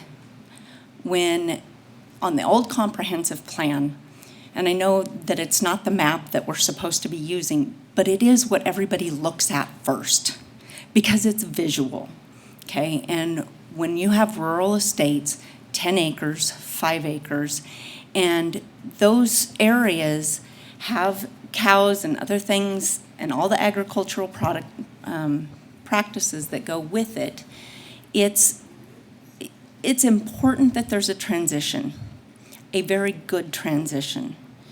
And the reason that's needed is because if we take that rural designation off of that map, then that puts us in low density, which we still fall under with the 0 to 3 homes per acre.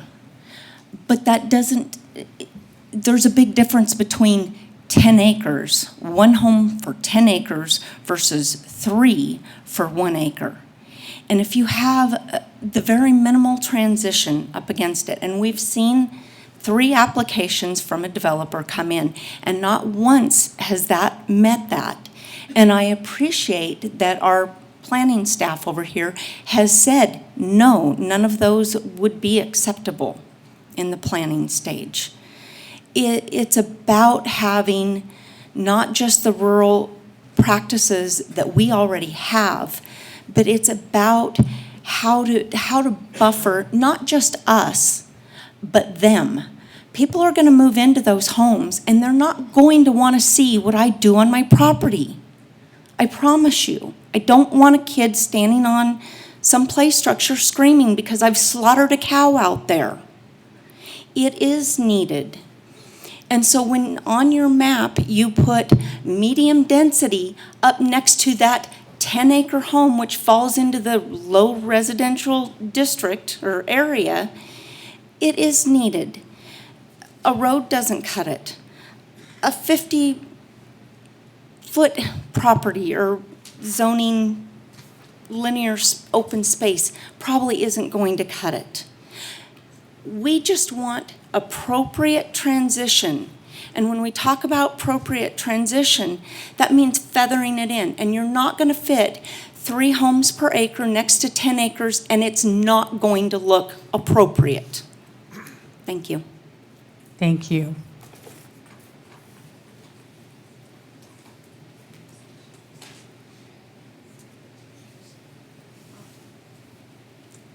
Hi. Hi. I'm Pat Renison at 990 Mustang Street in Locust Grove Heights.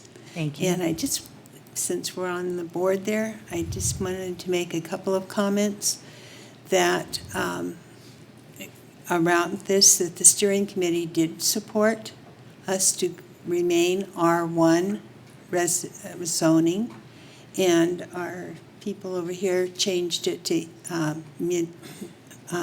municipal use or multiple use. And that was kind of an arbitrary thing on their behalf because 96% of the people in our neighborhood have written letters. We've written letters 4 different times, and we have the support of 40 different families in the neighborhood, and yet nobody has paid any attention to that. You decided to go ahead and change it to multiple use. That we also have taxation without representation. You had an election last week where we had one thing on our ballot that we could vote because we're county, and yet for 50 years we pay taxes for the library, the cemetery, the schools, and everything except the police department, fire department, everything else. And yet we're not being listened to. We're not being represented. We've brought people in, we've come to the front. Where do we go from here is my question. When and where will this decision be made to be changed? Since they said we're going to be changed to multiple use, when will that take place? That doesn't take place unless you come to the city and ask for it. So This is just a future land use plan that doesn't change anything for the residents in your subdivision unless they come in and ask for that change. Okay, We are not going to come and redesignate your land. Okay, so we are still R1 zoning. You are R1 as long as you're in the county, and we won't come and ask you to force annexation. That only happens when the citizen comes and says, I want into the city.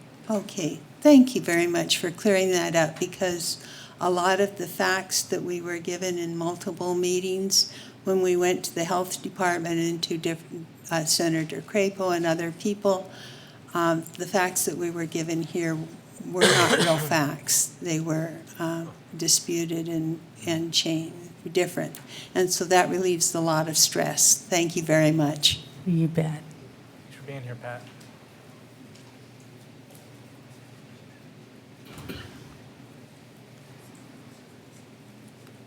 Good Thank you, evening. Madam Mayor, members of the council.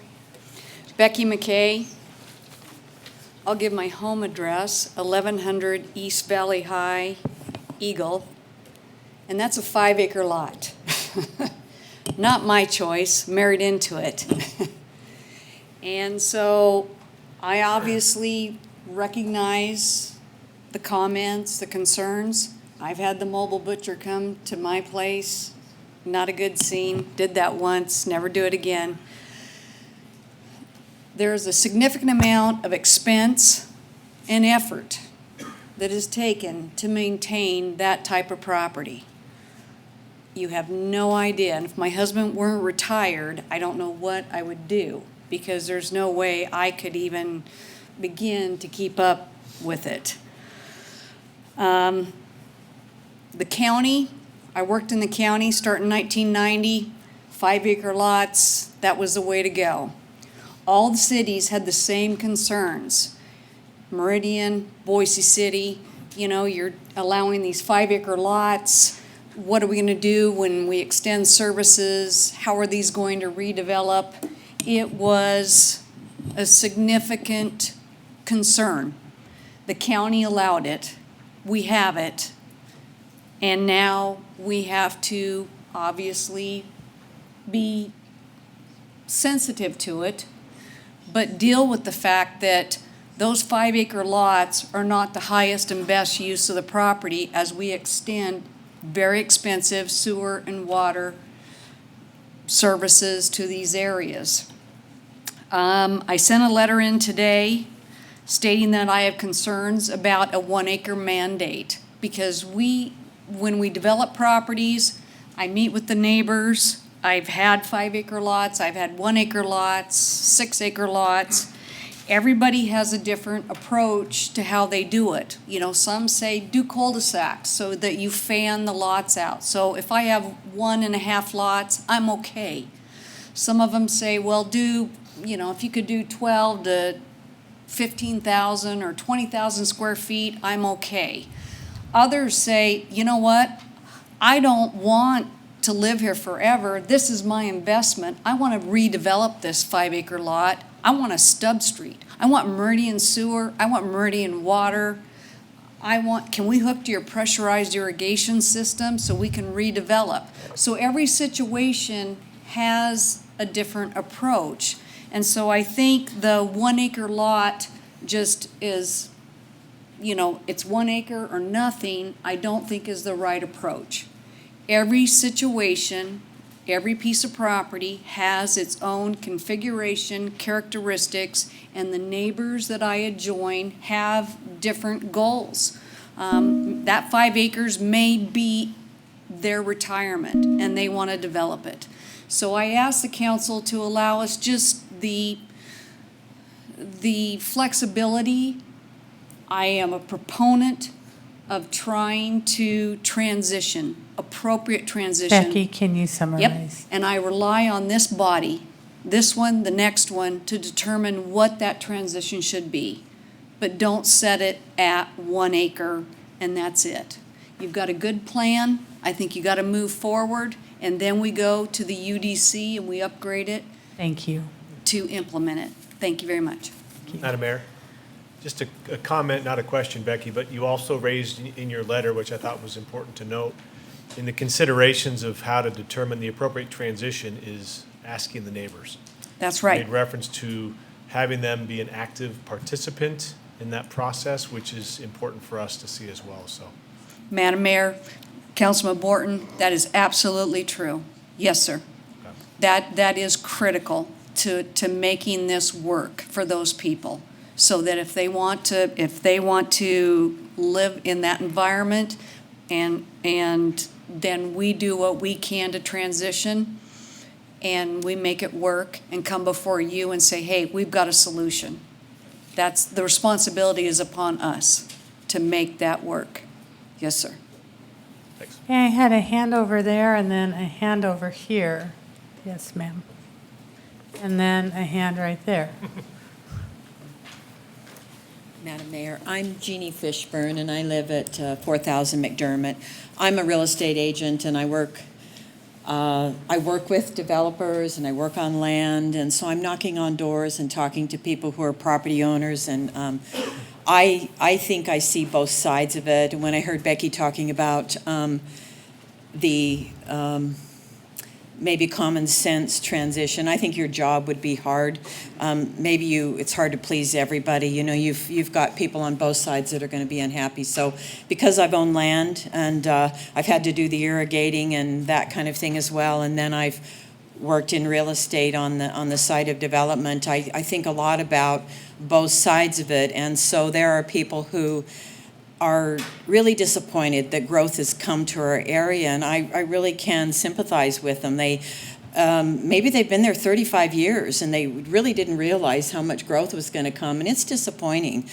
But it did come. Idaho got discovered, and here it is. And so when I talk with people, and a couple of the people that have testified are people that I'm working with now, but they would prefer the growth didn't come either. But now that it has, and they're surrounded by growth, and they've gotten a little bit older and they're looking to retire, that's exactly what many, many people have said to me, is that this is my retirement.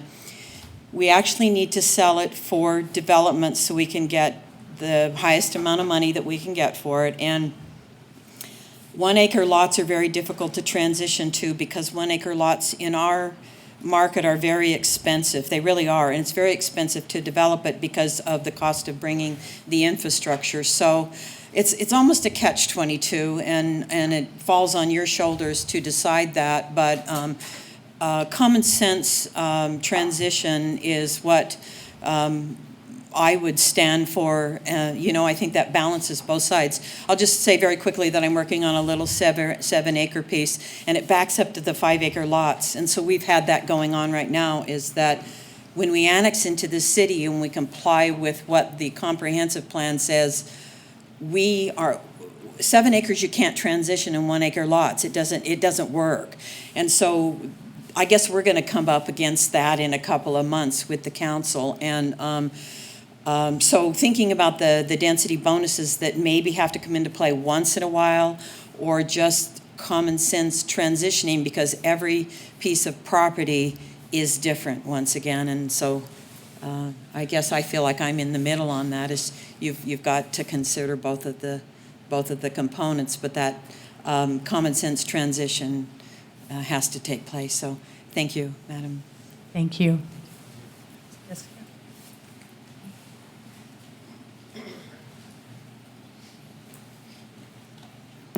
Good evening, Madam Mayor and council members. So I've officially resigned my position on planning and zoning and am not yet sworn in. So I am here as a resident. Say your name and address Oh, I first. should do that. Jessica Perot, 4337 Newland Street, Meridian. So yes, I am here just as a resident now in between planning and zoning and city council. Ms. Fishburne stated a lot of what I was going to bring up. I'm a residential associate real estate broker and do see challenges with especially these smaller acreage properties. We're going to start seeing a lot more infill properties just like Boise has done as our growth expands, and to require 1 acre transition on a 10-acre piece, it's going to force that developer then to have to put greater density on another area of that property, and I think it's going to become very lopsided from a real estate value standpoint. So if I'm a buyer and I'm buying a 1 acre piece of property, my value is not going to retain if in the 10-acre section that was developed, I now 2 streets down have a townhome that is or a patio home. Now that has happened in some of our developments in Meridian, but that transition is it's not going from 1 acre to a townhome. It's going from a 1/4 acre to a townhome. So I'm concerned as a resident and as a real estate broker that will create value issues on some of these larger infill projects if we're forcing the developers to do that. So Councilman Kavner brought that up in the last presentation. And then I also wanted to speak to the El Gato Black Cat area. So I live just to the east of that intersection and am down there on a regular basis, and it is a fantastic, beautiful area. I didn't get to say this on planning and zoning because I didn't want to make it specific to me, but I would really like to see the industrial kept south of the railroad tracks in that area. I know it very well. There's some fantastic wildlife there, and what has been created in terms of their lots and the agricultural uses is fantastic, and I would like to see some of that protected on the north side of the track. Also, not just because of the homes on El Gato, but because there are some more dense residential that has come in on the north side. And I think that if we don't keep some larger lots in between the more dense residential on the north side and that really heavy industrial use south of the track, that we're going to be back here having these similar conversations again. So I just wanted to speak specifically to that because I know that area so well. As a resident, I'd like to see that industrial kept south of the track. And there are more things I'd like to say, but in the possibility that I will be a decision maker on this, if you don't pass this tonight, I'll leave the rest of my comments for a later time, potentially. Thank you. Thank you. Do you have any questions for me? Okay, thank you. Thank you.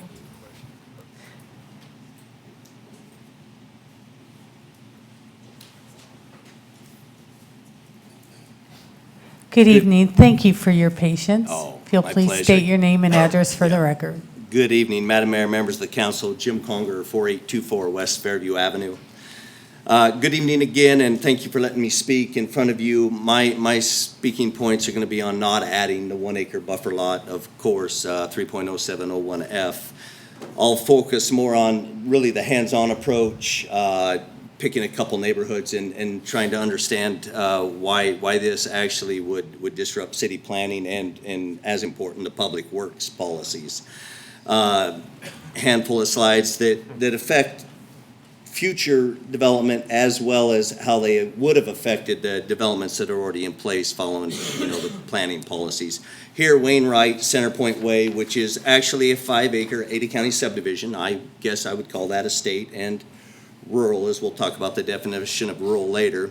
This particular area, actually one slide, almost produces every possible challenge that would come up with the 1 acre language. As you can see, Alpine Point to the north, Champion Park to the west would not have occurred in the development pattern that you see today because they would have been against the 1 acres and would have, or against the 5 acres and would have had the 1 acre requirements. The apartments to the south would then again be against these same 5 acre estate parcels. They would not have occurred, and that is a mixed-use comp plan. So I guess we'd be putting 1 acre lots in a mixed-use comp plan environment, which again I don't think would fall in line. And then, of course, none of the 5 acres could redevelop by themselves because if you took one of the 5 acres, it would be adjacent to 5 acres. So that 5 acre infill piece would really need to be 1 acre buffer lots, which you might get 3 or 4 of them on a 5 acre parcel. In that case, this is medium density, which envisioned, a little bit higher density than 3 or so units on the entire 5 acres. I think the other last item is, I said this when challenged almost the 8.2 acre guy would feel left out because we said it's only buffering 5 acre parcels. So I believe the 8.2 acre individual would possibly be in front of you, the council, with any development, which had been Champion Park complaining, why are the 5 acres getting buffered and me at 8.2 is not getting buffered. So it's the perfect slide. I actually had 3 or 4 more of these. I am going to skip them on the favor of time and run through them. They all have the same thing. I did challenge my office. You have 1 hour to produce as many locations as possible between 5 and 6 acre Ada County parcels.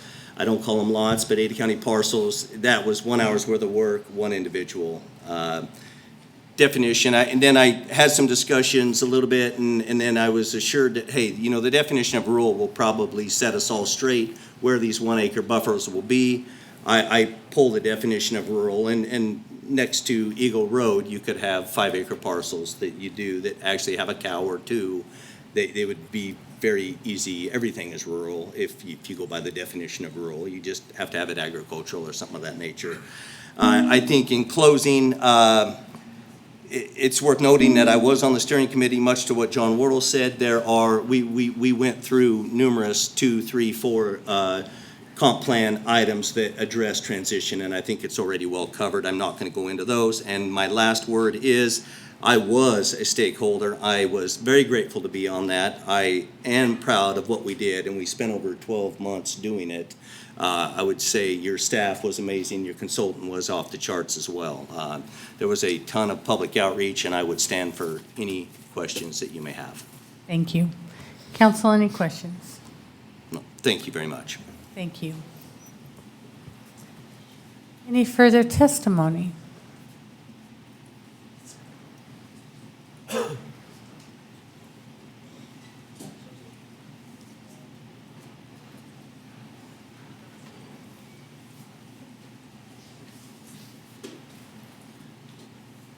Good evening. Wasn't planning on getting up here, so hope my brain works. Thank you for joining us. My name's Cliff Langlois, 3556 South Rustler Place. I'm in the Stetson Estates area. The last slide that was just shown of the 5 acre parcels with the developments around them was a perfect slide why we need to have 1 acre transition lots. I think on the 1 8 acre parcel, there was 20 homes ringed around it. It just, the poor little farm there that just got engulfed by this development around it. There's no transition there at all. They just had lots stacked up against them, and that's what we're trying to avoid. I'd like to compliment the city council and the staff on coming up with the 7-point yada yada. Too late for my brain. I think it is a good step in the right direction. I know it doesn't make all of our developer friends here tonight very happy, apparently, and it's going to make their life a little more difficult. But at some point, I think there's going to be a vision of more transition and less just sprawling up against things. And I think that would do a real good job of it, and I think the vision that you've had for it is a good one. Buffers, transitions are great, but I even think just the 1 acre lots is even better. It provides for that buffer transition all on its own without doing something different. And with that, I'll answer any questions. Thank you. Council, any questions? Madam Mayor. Mr. Kavner? Caitlin, do you have access to Mr. Conger's slide that was just referenced? This, I think, will help me. Because if I'm not mistaken, I think that slide depicted a development along Eagle Road. And so your comments about this is the reason why we need transition, it struck me as kind of surprising, because to me, I think Eagle Road, State Highway, busiest intersection of the state is just south of there. That does large land masses that aren't developed actually make sense alongside a state highway. And so help me understand your thought process about your comments. There are people that have homes that have been living there. Yep. They're existing. And now they have a development just ringed around them without any really regard of transition there. I mean, help me if you would to tell me where the transition is. I don't see any.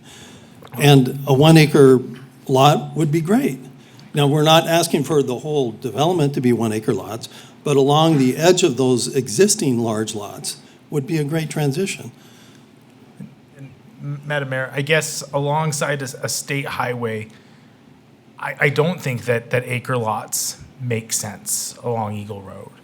I think that you want your density. Eagle Road's way to the east of that property over there. No, Madam Mayor, my apologies. You are chairing the meeting. My apologies. So, Madam Mayor, and sir, I apologize. I didn't catch your name. I think it's just then just a difference of opinion. I think that where our roads are often do help make, at least for me as a council member, what I support in terms of development and what I don't. And you mentioned sprawl, and if we had sprawl like what is in front of us alongside Eagle Road, our city would be really, really challenged to provide police services and fire services and clean water.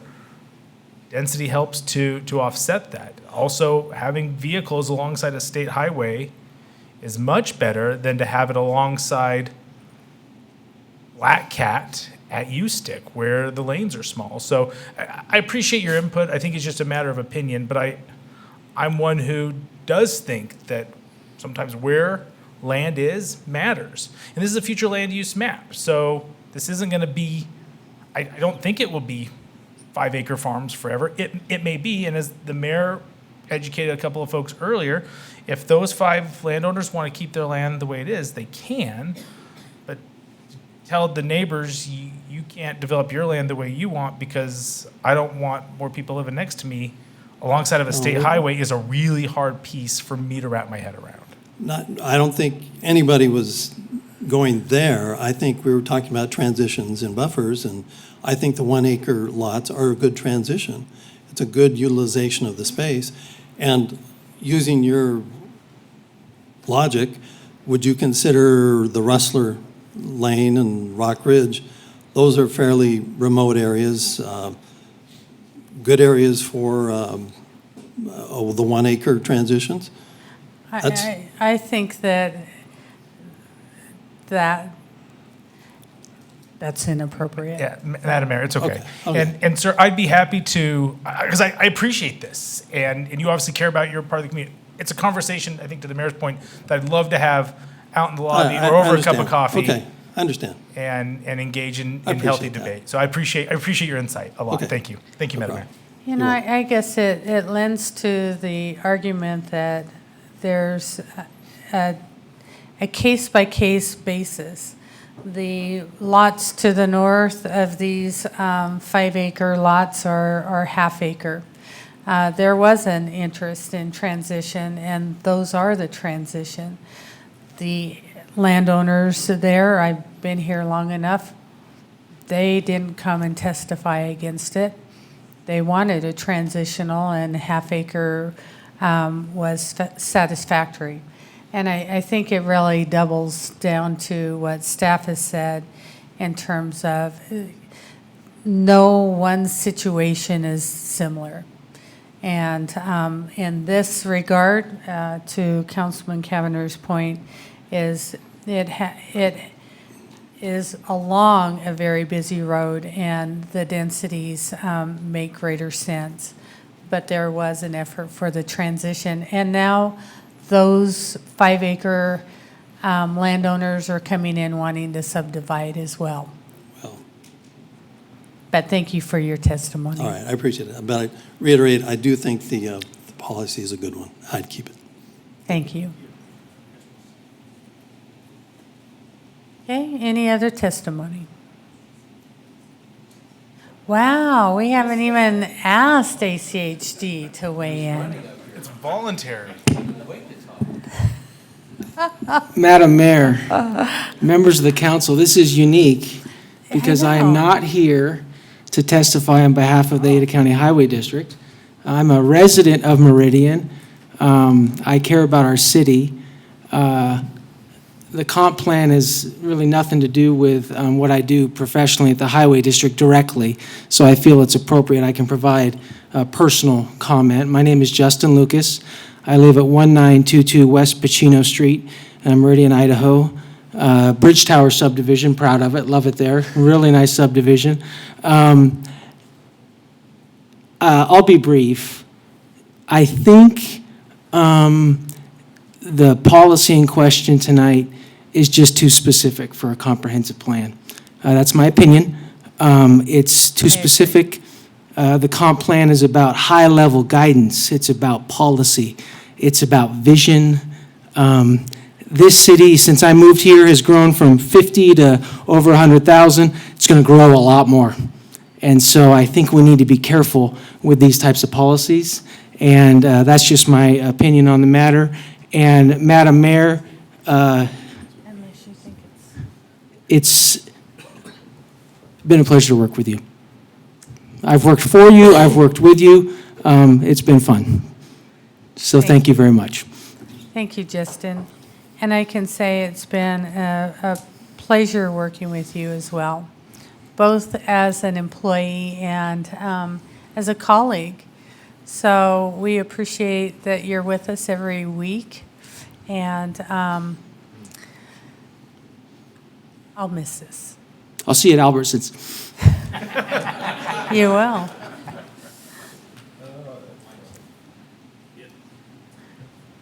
Any further testimony?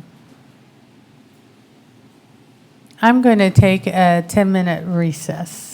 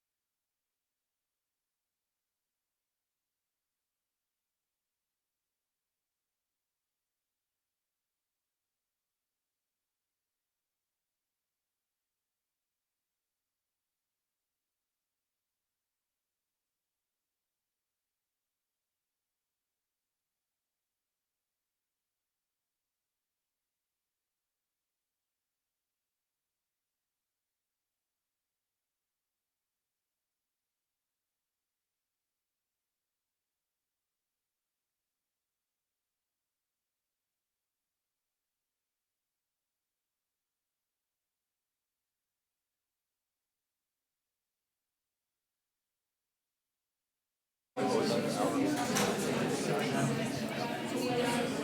go ahead and ask that people take their seats. We're going to get started again.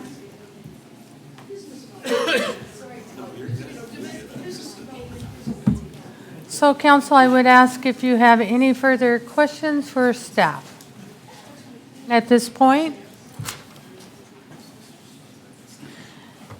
If not, you have one or two choices. You can have discussion before you close the public hearing, or you can close the public hearing and have discussion. Keep it open.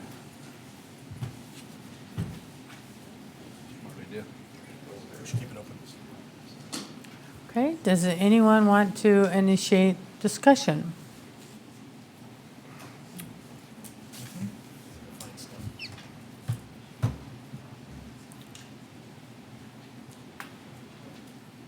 Madam Mayor? Mr. Borton. I'll kick some of the comments off. So if, assuming public comment is closing or soon to close, some of the thoughts gathered from all of this process. First off, thank you to the public who's spent 12-plus months, the steering committee in particular, but also all of the public who's provided input, come down to these meetings, hung around and watched us make things muddy and with good intentions to try and improve this comprehensive plan. So hats off, work, as well as the public and to our staff as well for spending all the time gathering all this input. I think I mentioned it before, the process is one I'm comfortable taking action today. And one of the reasons that I'd made that decision to commit to try and take action when it was ready is the genesis of all of this is the community. It's the community's plan, and it was intended to be developed that way with stakeholder input. And we saw Caleb and Brian at every event, weekends and weekdays, gathering input. Lots of people, no people, just everywhere. And for us to stay out of it, because it's not a plan from the top down, it's not one that the 6 or 7 of us, the intention isn't for us to draw a map and color things, is to try and be quiet and see what the community tells us. I feel comfortable that that's what this plan is, and the vast majority of input, 500 policies that Caleb talks about, a lot of good work and change came into it, and there's consensus on the lion's share of all of this, which speaks to the community having worked with that committee and formed consensus to try and make this plan better.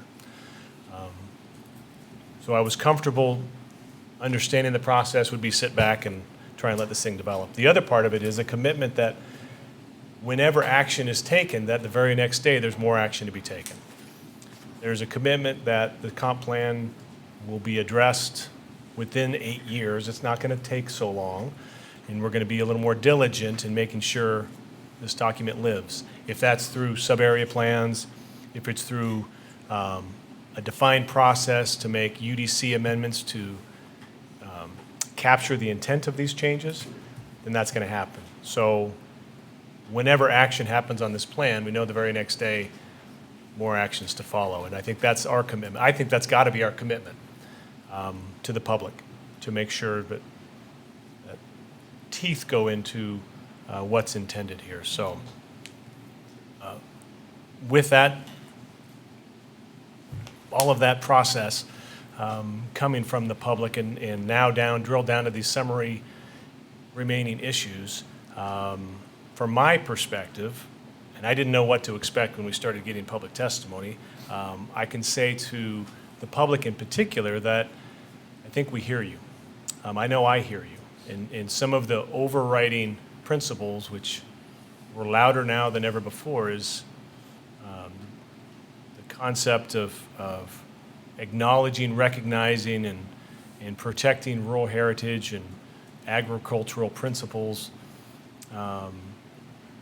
That is loud and clear. And I think the language that's proposed in these changes before us, I'm supportive of. I understand the comprehensive plan is not going to be perfect, and it's not going to be the singular document which defines and answers every question. What I like about this amended comp plan, and Madam Mayor, thanks, I'm going to go on a little bit because this is a very big process and big decision. But for me, one of the great values of this comprehensive plan is understanding the intent of its language. So the language added this 3.07.01F. I thought that made great sense because I was thinking about the intent of what it's trying to capture.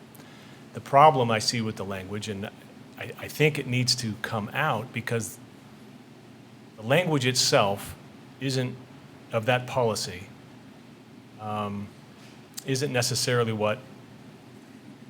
doesn't capture what its true intent is. I think the intent with the added language and the low density up above is what's truly to be captured.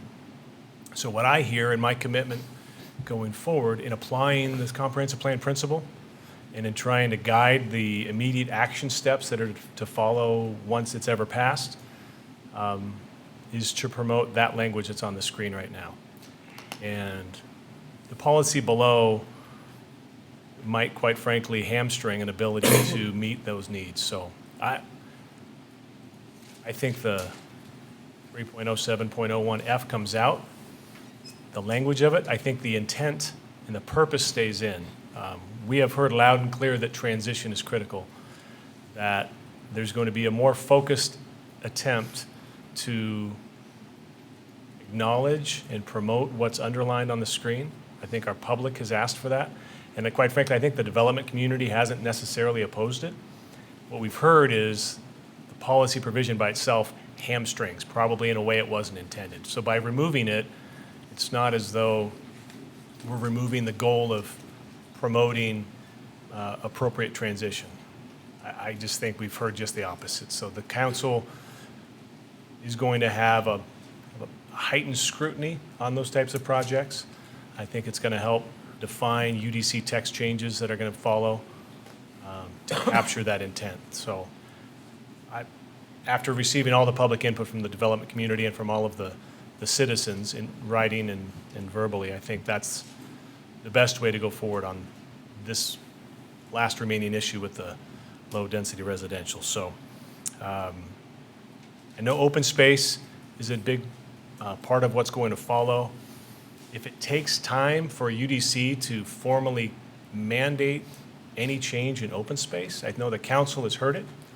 When the council's exercising discretion, the fact that something might be code compliant does not mandate its approval or acceptance. I think even the development community who's participated in this process understands and has listened to the community and understands that a focused eye on open space, and if that's to be enhanced, that the development community can be partners in trying to promote that goal. I know our public has given us that direction, and we can apply those principles we've heard immediately because that's what our community's asked us to do while the work is going on with the UDC. So those are some of those broader principles: the transitions issue, the open space,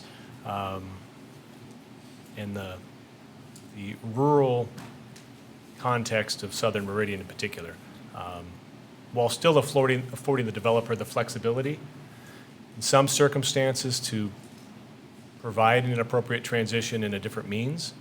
And in some circumstances, it very well may be a 1 acre lot or a 2 acre lot is the transition. It's a case-by-case basis. 1 acre might be too small for a transition. We just don't know that. So those are my thoughts. I think the rest of the plan, I don't think there were any other really unresolved issues. There wasn't any new testimony today on, most of it was related to these. And I think that's where I fall on thank you. I think an initial comfort in taking some action tonight, and then I think any action should follow through with some direction or recommendations to staff to, in January, let's set the timetable for knocking out action and moving. The community's asked for that as well, and I think we can rise to the occasion and do that. Just initial thoughts for discussion. I think Caleb has certainly put a list together that I would like him to get out, and at the first week or two of January that the council has an opportunity to discuss that, weigh in on priorities, and then set that in motion through budget amendment as well as direction to staff on what council envisions the priorities of next steps to be. Additional comments? Madam Mayor, real quick. Mr. Burns. Just a couple of things along to piggyback what Mr. Borton has talked about. I can't focus, I can't say enough about prioritizing the UDC changes as swiftly and as quickly as possible. I feel like there's some distrust in our audience and those who are close, who attend meetings and who pay close attention, who are engaged in this process. I feel that there's some distrust in that this will not happen, and I can promise you that it will happen, and that as long as I'm here, I will fight for these changes as swiftly as possible. But with that said, I also want to get it right. And I love Denise's recommendation in regard to involving members of the development community and members of city staff, and also residents who are engaged, who understand the process. I thought that was a great idea, and I think that that's worth a definite discussion. Let me think. Let me look at my notes. I'm also a big believer in the area-specific plans. I wish we could have been able to speak more specific in regard to those issues during this comprehensive plan. I understand why we can't, but I challenge staff to let's also talk about this. Where are these area-specific plans, and what these area-specific plans are going to be? Whether we call them districts or whatever, I think it's important to keep the heritage of our great city alive, and to celebrate that and create gathering spaces like Susan Carnes mentioned earlier. I think that's extremely important, and be creative in that development process and be upfront about it, so that when we get to those areas, the expectation has been met. And so I think that discussing those area-specific plans sooner than later, and starting that process, understanding that it's going to be a long process that's going to cost the city money to accomplish, I think it's well worth it. And I think that the discussion needs to happen as well. I have more thoughts, but I just need to put them together maybe a little bit later, but those are what I have right now. Madam Mayor. Mr. Kavner. I'm happy to go. First off, Caleb, Brian, being able to turn this around in 3 weeks with everything else you guys got going on, I appreciate it. And I think it's great when you hear both citizen groups, development groups, just lopping on the praise for you guys, for your willingness to be flexible and to work through this with all the other, critical issues that you guys have faced in your department. Madam Mayor, a couple of thoughts. When we began this process, and Councilmember Borton alluded to it earlier, that we wanted this to be stakeholder, citizen-driven, staff-managed. Council didn't want to put our noses in it. And for the most part, with, I think, the suggested change of removing 3-7-1F, I think for the most part, it's not going to be the plan that I love, but it could be one that I could support. With one caveat, I feel like after our meeting 3 weeks ago, we shifted away from that citizen, stakeholder-driven process, and that we said, "Oh, we're not going to go back to that." And I said then, and I believe it's still now, that some of these changes should have went back to the stakeholder group first before we saw it, because that's the process that we laid out from the beginning, and when it's at the finish line, we don't then change the rules to make it work. I recognize that there are folks that have a lot of motivation to get this passed tonight or the first of the year before the new council comes on, and everyone has their own reasons for that.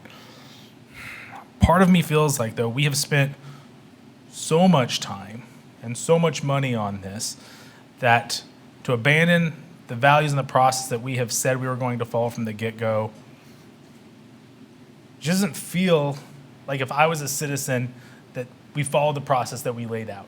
The result may come back the same, but I feel like that we have said that's the process that we have wanted to follow, and I still think that we should. That said, should we move forward tonight, a thought for us to either discuss, for staff to maybe include, is in the executive summary to maybe add a paragraph or to add a piece that talks about the things that we have discussed tonight, where we want to go, so that our citizens, so the development community can hear over the next 12 months, the council wants to look at UDC changes that maybe involves area-specific plans or neighborhood districts.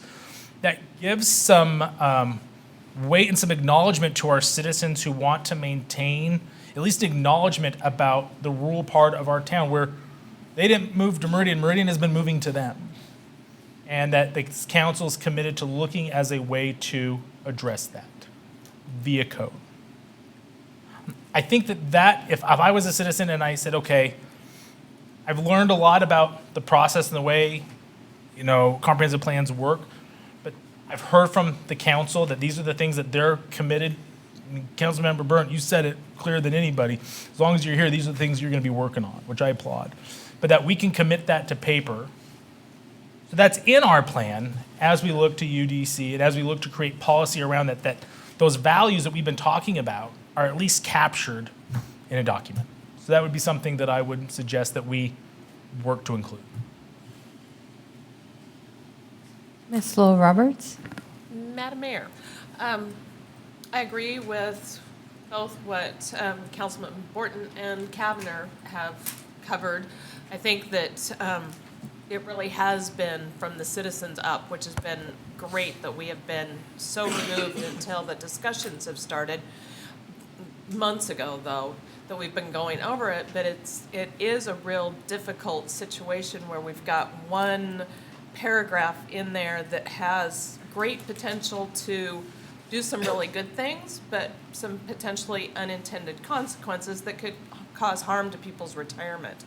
And so for that, I would agree with removing the 3.7.1F to exclude it, but to really focus on what we've talked about, those transitional areas, and would definitely task the council moving forward that is a focus, along with getting the districts or the areas designated and set up. And so I feel like this really is good progress, and that we are in a situation where we can proceed and keep this going and get the plan in place and let the next process start. And kudos to the staff that has worked so hard and so long in getting all of this done. Thank you.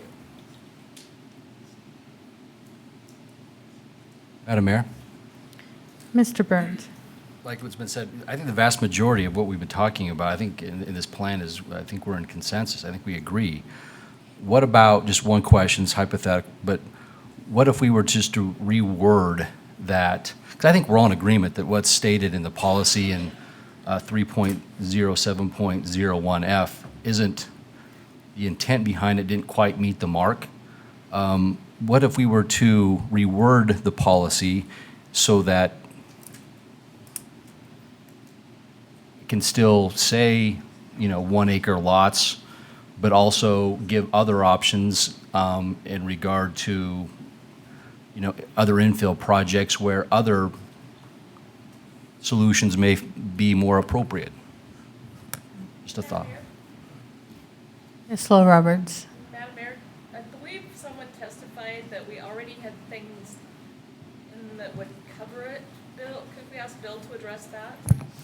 Bill? So, Madam Mayor, members of the council, Councilmember Little Roberts and Burnt, I would agree. There are a number of policies that you already have that will address what they're asking for here. The devil is in the details, right, is the term we use a lot.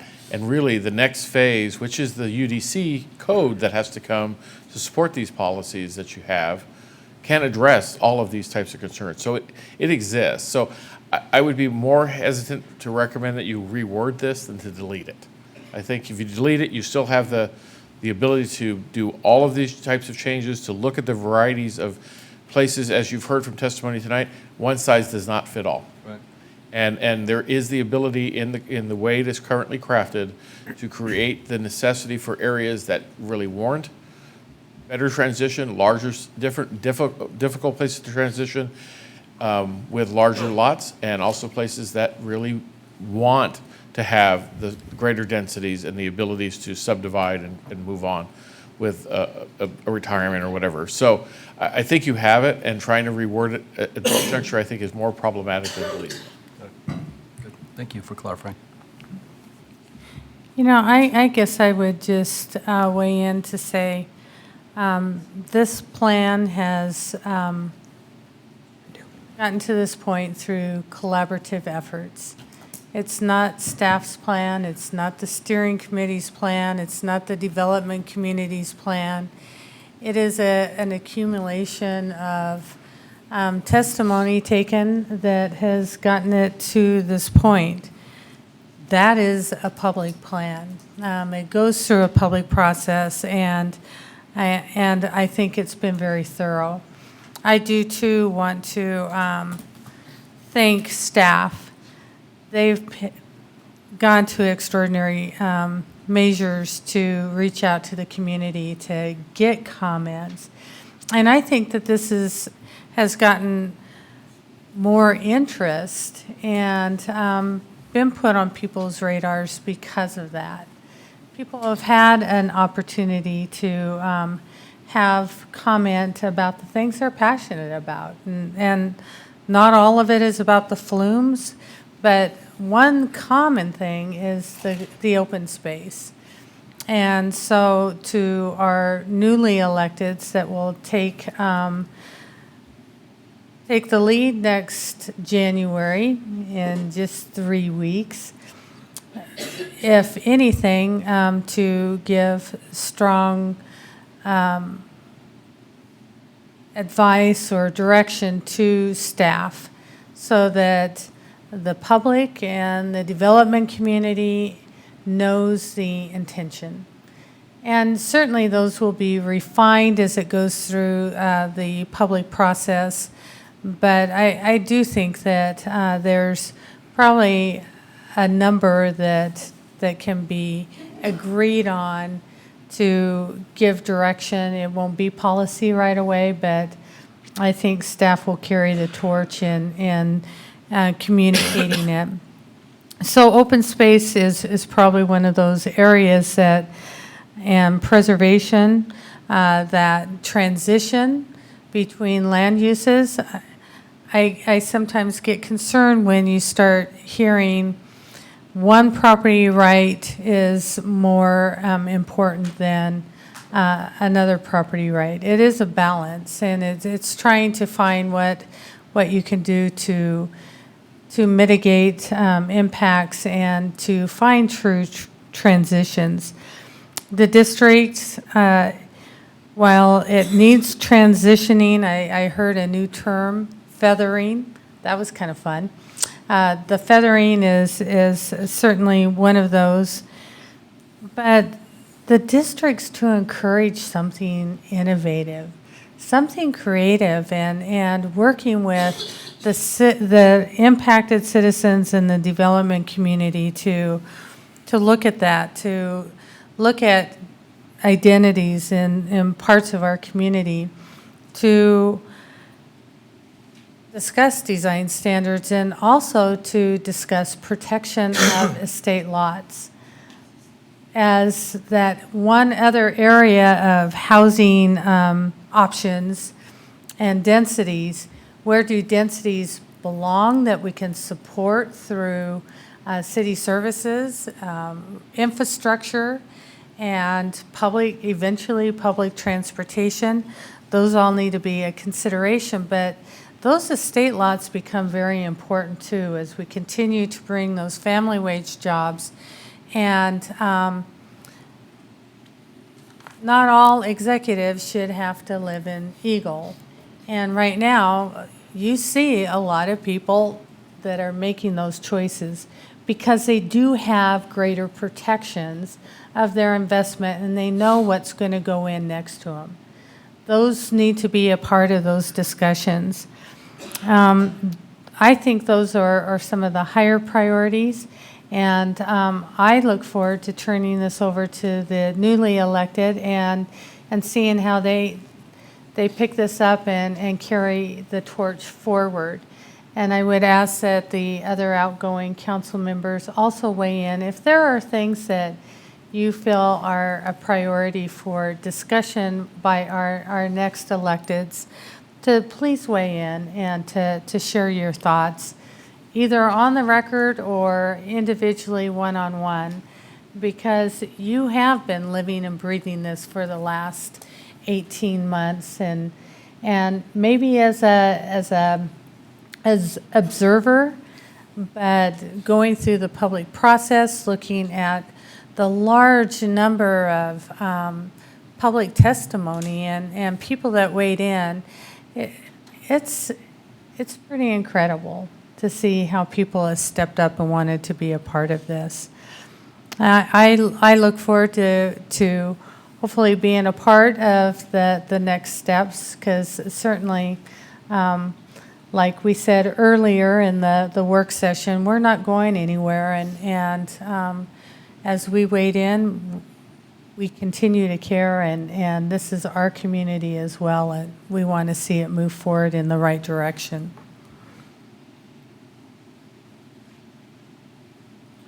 Madam Mayor? Mr. Burnt. Caleb, can you put it back to the page that it talked about, the one on the left, that one, thank you.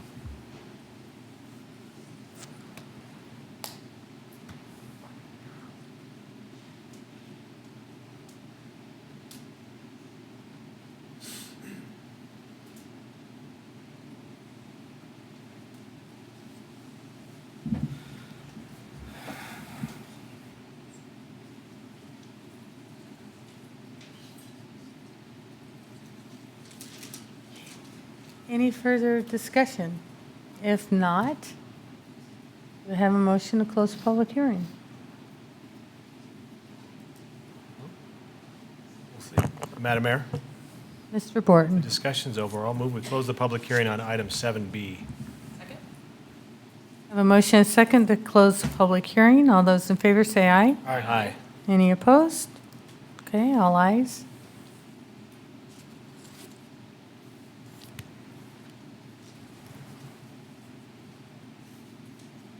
Madam Mayor?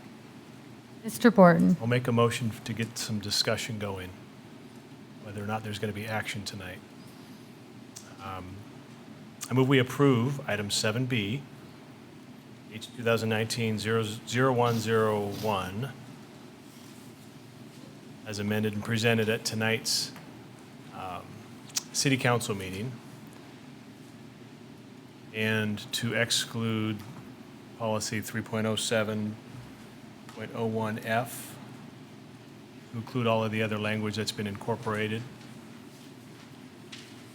and to have staff bring to the January 14th city council meeting as an agenda item an action plan and timetable for exactly what the initial priority steps will be for UDC text changes, specific area plan next steps, or swift implementation of the next stages. So it would be an approval, but it's got some action that has to follow quickly.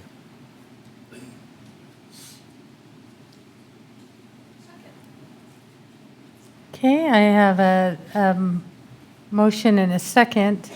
I think the direct staff is not necessarily part of the motion, just to be clear in your intent of the appropriate follow-up. Sure, Madam Mayor, Because those findings would be really interesting. Well, if it's excluded from the motion, which I totally appreciate, but it's such a critical part, if there's to be action that, I mean, it's predicated on us following through and holding ourselves accountable, and I know staff is ready, willing, and able to do so. You've indicated mid-January, we'll go, and we'll do it publicly, and we'll do it thoroughly to implement. And nothing prevents us from personally applying some of these standards ourselves if we deem it appropriate. But an approval of the plan, I think, necessitates that. So it's not part of the motion itself, but it's part of the intent behind it. Madam Mayor, Mr. Burns? I guess does the second agree to? Second agrees. Right. Just to make sure that the UDC changes coming up address open space, transitions, gathering spaces, districts, all of the things that were mentioned before, amenities, et cetera.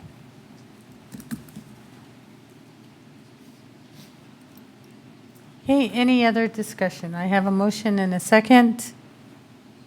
Madam Mayor. Mr. Kavner. Appreciate work that's went on with this body. I'm not going to support the motion, but I think it's important to note that should this pass as we begin moving forward on UDC code changes, I'm here arm in arm with everybody. It's not my opposition to what we're trying to accomplish. My opposition is twofold. One, again, from the process standpoint, I think we're skipping a step. Two, I would still like to see some commitment in paper on our comprehensive plan that articulates what the council is going to achieve. And once that's achieved and we have a revision to the plan, we can remove that out. But I think that it is a declarative statement to our community about these values that we've said we want to work on. So without that being added into, again, the opening of the text of the comp plan, it's not something I can be supportive of. Madam Mayor, I'd hate to see you oppose the plan in that regard. Isn't there, if you're supportive of the plan itself, but would like council to articulate, which maybe that happens in a separate, I mean, we could pass a resolution, quite frankly, in mid-January, for example, that says we're resolved to do 1 through 7 for these reasons in furtherance of the plan we've adopted. That might be another means of doing it. It still gets you and it might satisfy your concern. Yeah, and Madam Mayor, Mr. Kavner. I love playing tennis with Councilmember Borden. If we're in agreement that those are the things that we want to address, why would we omit including that in the plan to our community? I mean, it's 6 in one hand, half a dozen in the other. One, though, goes into our plan, and one is a resolution that goes alongside our plan. And if we get to the finish line the same way, well, let's include it in the plan. That's just my take. And I think that if I'm a citizen member, this plan that we're going to, it sounds like approve, I take some relief in knowing that the things that we heard from our community from tonight are included in a declarative statement that these are the things the council is going to work on in UDC code that addresses the concerns we heard tonight. That's all. Madam Mayor, Mr. Neri. just to, I guess, give another point that you can consider, your next item on the agenda is an amendment to the code to actually update and correct the code in regards to the comprehensive plan that's in a different portion of the code than the UDC. And it really was intended as a cleanup because it makes a reference to the comprehensive plan that was adopted in 1990. So it's never been cleaned up. When we passed the new comprehensive plan in 2002, the city attorney, who wasn't me, didn't know that was there, and so it never got changed. You could consider adding what Councilmember Kavner's suggesting into that code. And then it is in your code as to what is important. And so if you wanted to do that, we could continue this item from tonight on the code change and add that language into that very section, and it will highlight, and it is in code, and it highlights what the council wants, and if at some point it becomes outdated, like it is now, you can always amend it. Good way to get there. I think that's a good route to achieve that kind of declaratory intent. Madam Mayor, agreed, and I think that feels really good and is a way for us to achieve it. I just don't know if, and we hear all the time from our citizens that apparently go through our comprehensive plan with great detail before they move here, before they buy a house. That's what I hear week in and week out, it seems. Right here. So if that's the case, including that in our plan makes sense. And maybe it's both. Again, I hate being a squeaky wheel on this. I just think that if I was a citizen, it would give me greater comfort knowing that, and again, this body changes in 3 weeks, that at least this council has said, these are the things that we are committed to working on as a body, and hope, and I believe that wholeheartedly, that the new council and the new mayor would embrace that as well. I just don't understand what we lose or what an unintended consequence is by adding some of that in the executive summary of the comprehensive plan. And if there is, great, let's talk about that. But if not, Madam Mayor, Mr. Borton. being one who loves consensus, I'll take the bait and continue the discussion. If we were to go down that path, would one option be envisioning sort of that executive summary letter that perhaps is even signed by council that outlines those principles, right? A single short executive summary, compiled from what's been discussed here today, could be acted on, I guess, in the old business on the 7th of January. Mm-hmm. Having now till then to craft that letter in language. We've gathered and discussed it so we can compile it from the information we have to provide that clear direction of our unanimous commitment and support of the plan and the actions which will soon follow. Is that what you're trying to bring us all together to do? I get it. I understand what you're doing. Madam Mayor, appreciate make me sound so much smarter and more articulate when you speak, Councilmember Board. Yes, I think you articulated well what I would hope for us to achieve. And I think that it gives all of us as council members that one kind of last opportunity to have our fingerprints on this that takes into the feedback that we've heard from the citizens. And we're not saying we're going to change open space or we're going to create districts because this body ends in 3 weeks. But to summarize that as a body, we're committed to looking and addressing the feedback that we heard from our community on these items.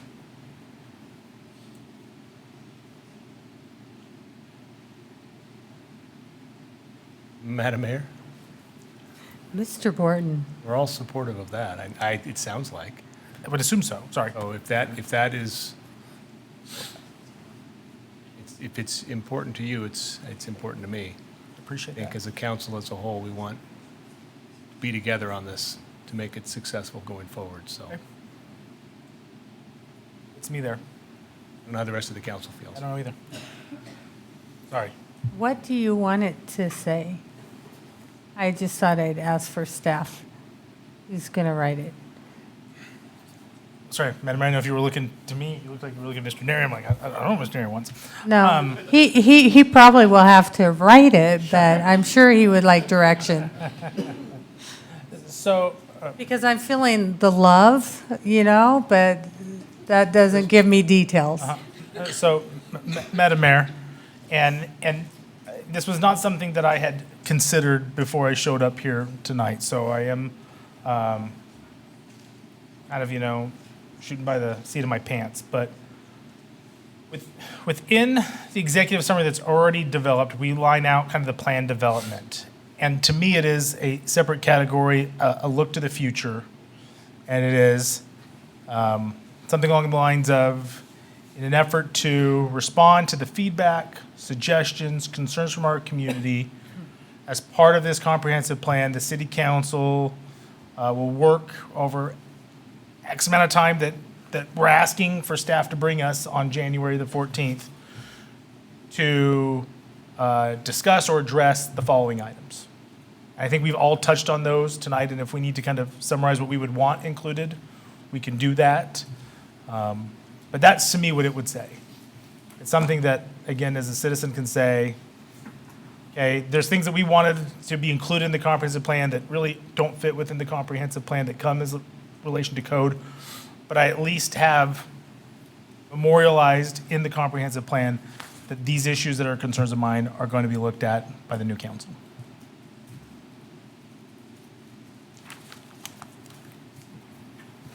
Madam Mayor. Mr. Palmer. Well, the reason I haven't said much is, as was stated at the beginning of the meeting, there's never any question where I stand. And so there really hasn't been any question where I stand on this. I've spoken, I'm blue in the face over the comprehensive plan, but I don't understand where this new delay is coming from. Because the reality is, if we do that, what is actually accomplished? Who is bound by some new handcuffs to do something different than what exists under Councilman Borton's motion? We have an opportunity right now to wrap this sucker up in 2019. The fact that they were able to put in such large font the few number of items that needed council to just make decisions on is so mind-blowing and impressive. To back up Caleb's point, there's 500 other policies that not even necessary to discuss in council meeting. There were these issues before us. We made the decision last week to make these adjustments and bring in this week. We've heard the testimony. Let's make the decision and be done with this. And Madam Mayor? let everybody have a Merry Christmas and go into the new year working on the UDC. Madam Mayor? I want Mr. Byrne. I want it to be noted on the public record that the last thing that we voted upon is something I agreed with Councilman Palmer. Me too. Madam Mayor, can we call the question and vote on the motion? We do have an active motion. If there's no further discussion, we certainly can. Mr. Clerk. Thank you, Madam Mayor. Councilmember Burns? Aye. Councilmember Palmer? Aye. Councilmember Little Roberts? Aye. Councilmember Cavanagh? No. Councilmember Borton? Aye. Hey, whoa, Mr. Palmer. What a legacy. Madam Mayor, while I'm on a roll, can we adjust the budget?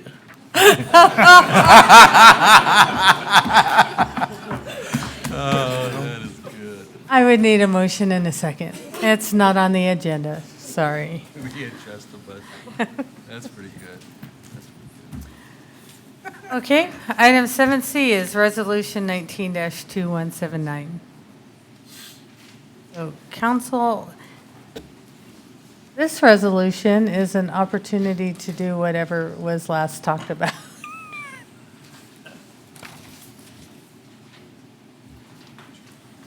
This is your chance. Madam Mayor, Mr. Kevin. I appreciate Councilmember Burns saying this is my chance. Our comp plan is a visioning document. It's not, doesn't handcuff anybody to anything. It wouldn't if we included the things I thought were important as we cast a vision. You as a body are free to make a motion in a second. I think it was important that we included it in our visioning document. It's fine if this body wants to add it here, but I'll leave it to you as the body to make the decisions about how you want to move forward.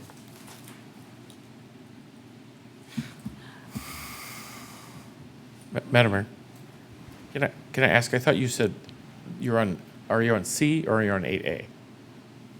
No, I'm on C. So I thought Councilmember Borton's resolution or motion was to approve that. That is the resolution that adopts the comp plan. So I thought that's what you just did. So I think you're on 8A. Unless I misunderstood the motion. Because when you move to adopt the comp plan, that's what that resolution is. Okay. Madam Mayor, the motion failed to The cite motion the didn't resolution. cite the resolution. Oh, okay, I see what you're saying. You need to do that again? You can. I mean, I took it that's what you were doing. When you approve that, that's the same effective That was the intent. intent. So I don't see a necessity to do it again, but it might be cleaner if you did, since you didn't talk about the resolution. All this resolution does is refer back to anything that you already said. But the resolution, I think, didn't cite the changes, so I don't know. I felt that the motion made it clear for the intent for the resolution. Okay, no, that's fine.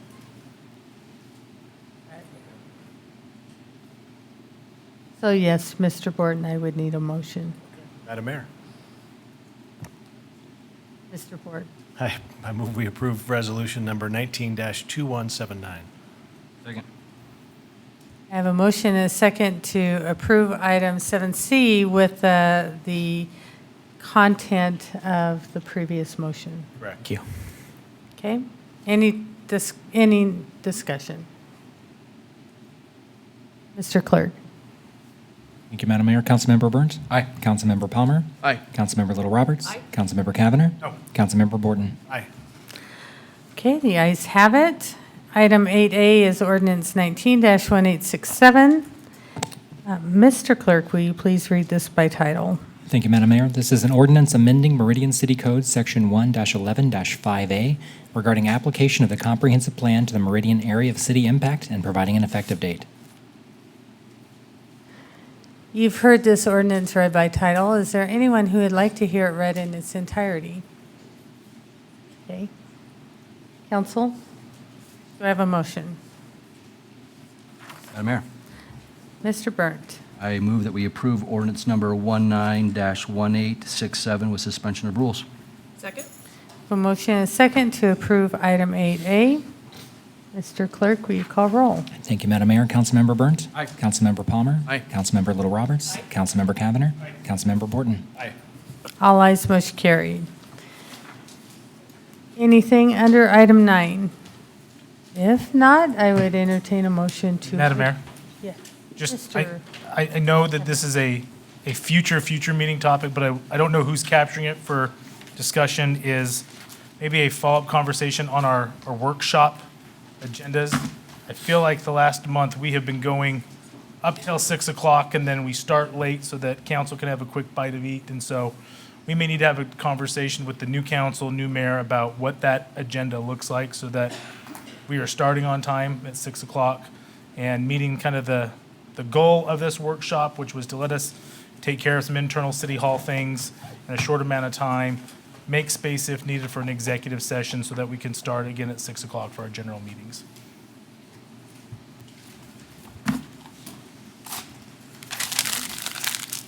Okay. Do I have a motion to adjourn? Mr. Palmer. Madam Mayor, I move we adjourn. Second. I have a motion and a second, and if you all vote aye, we'll once again agree with Mr. Palmer. All those in favor? Aye.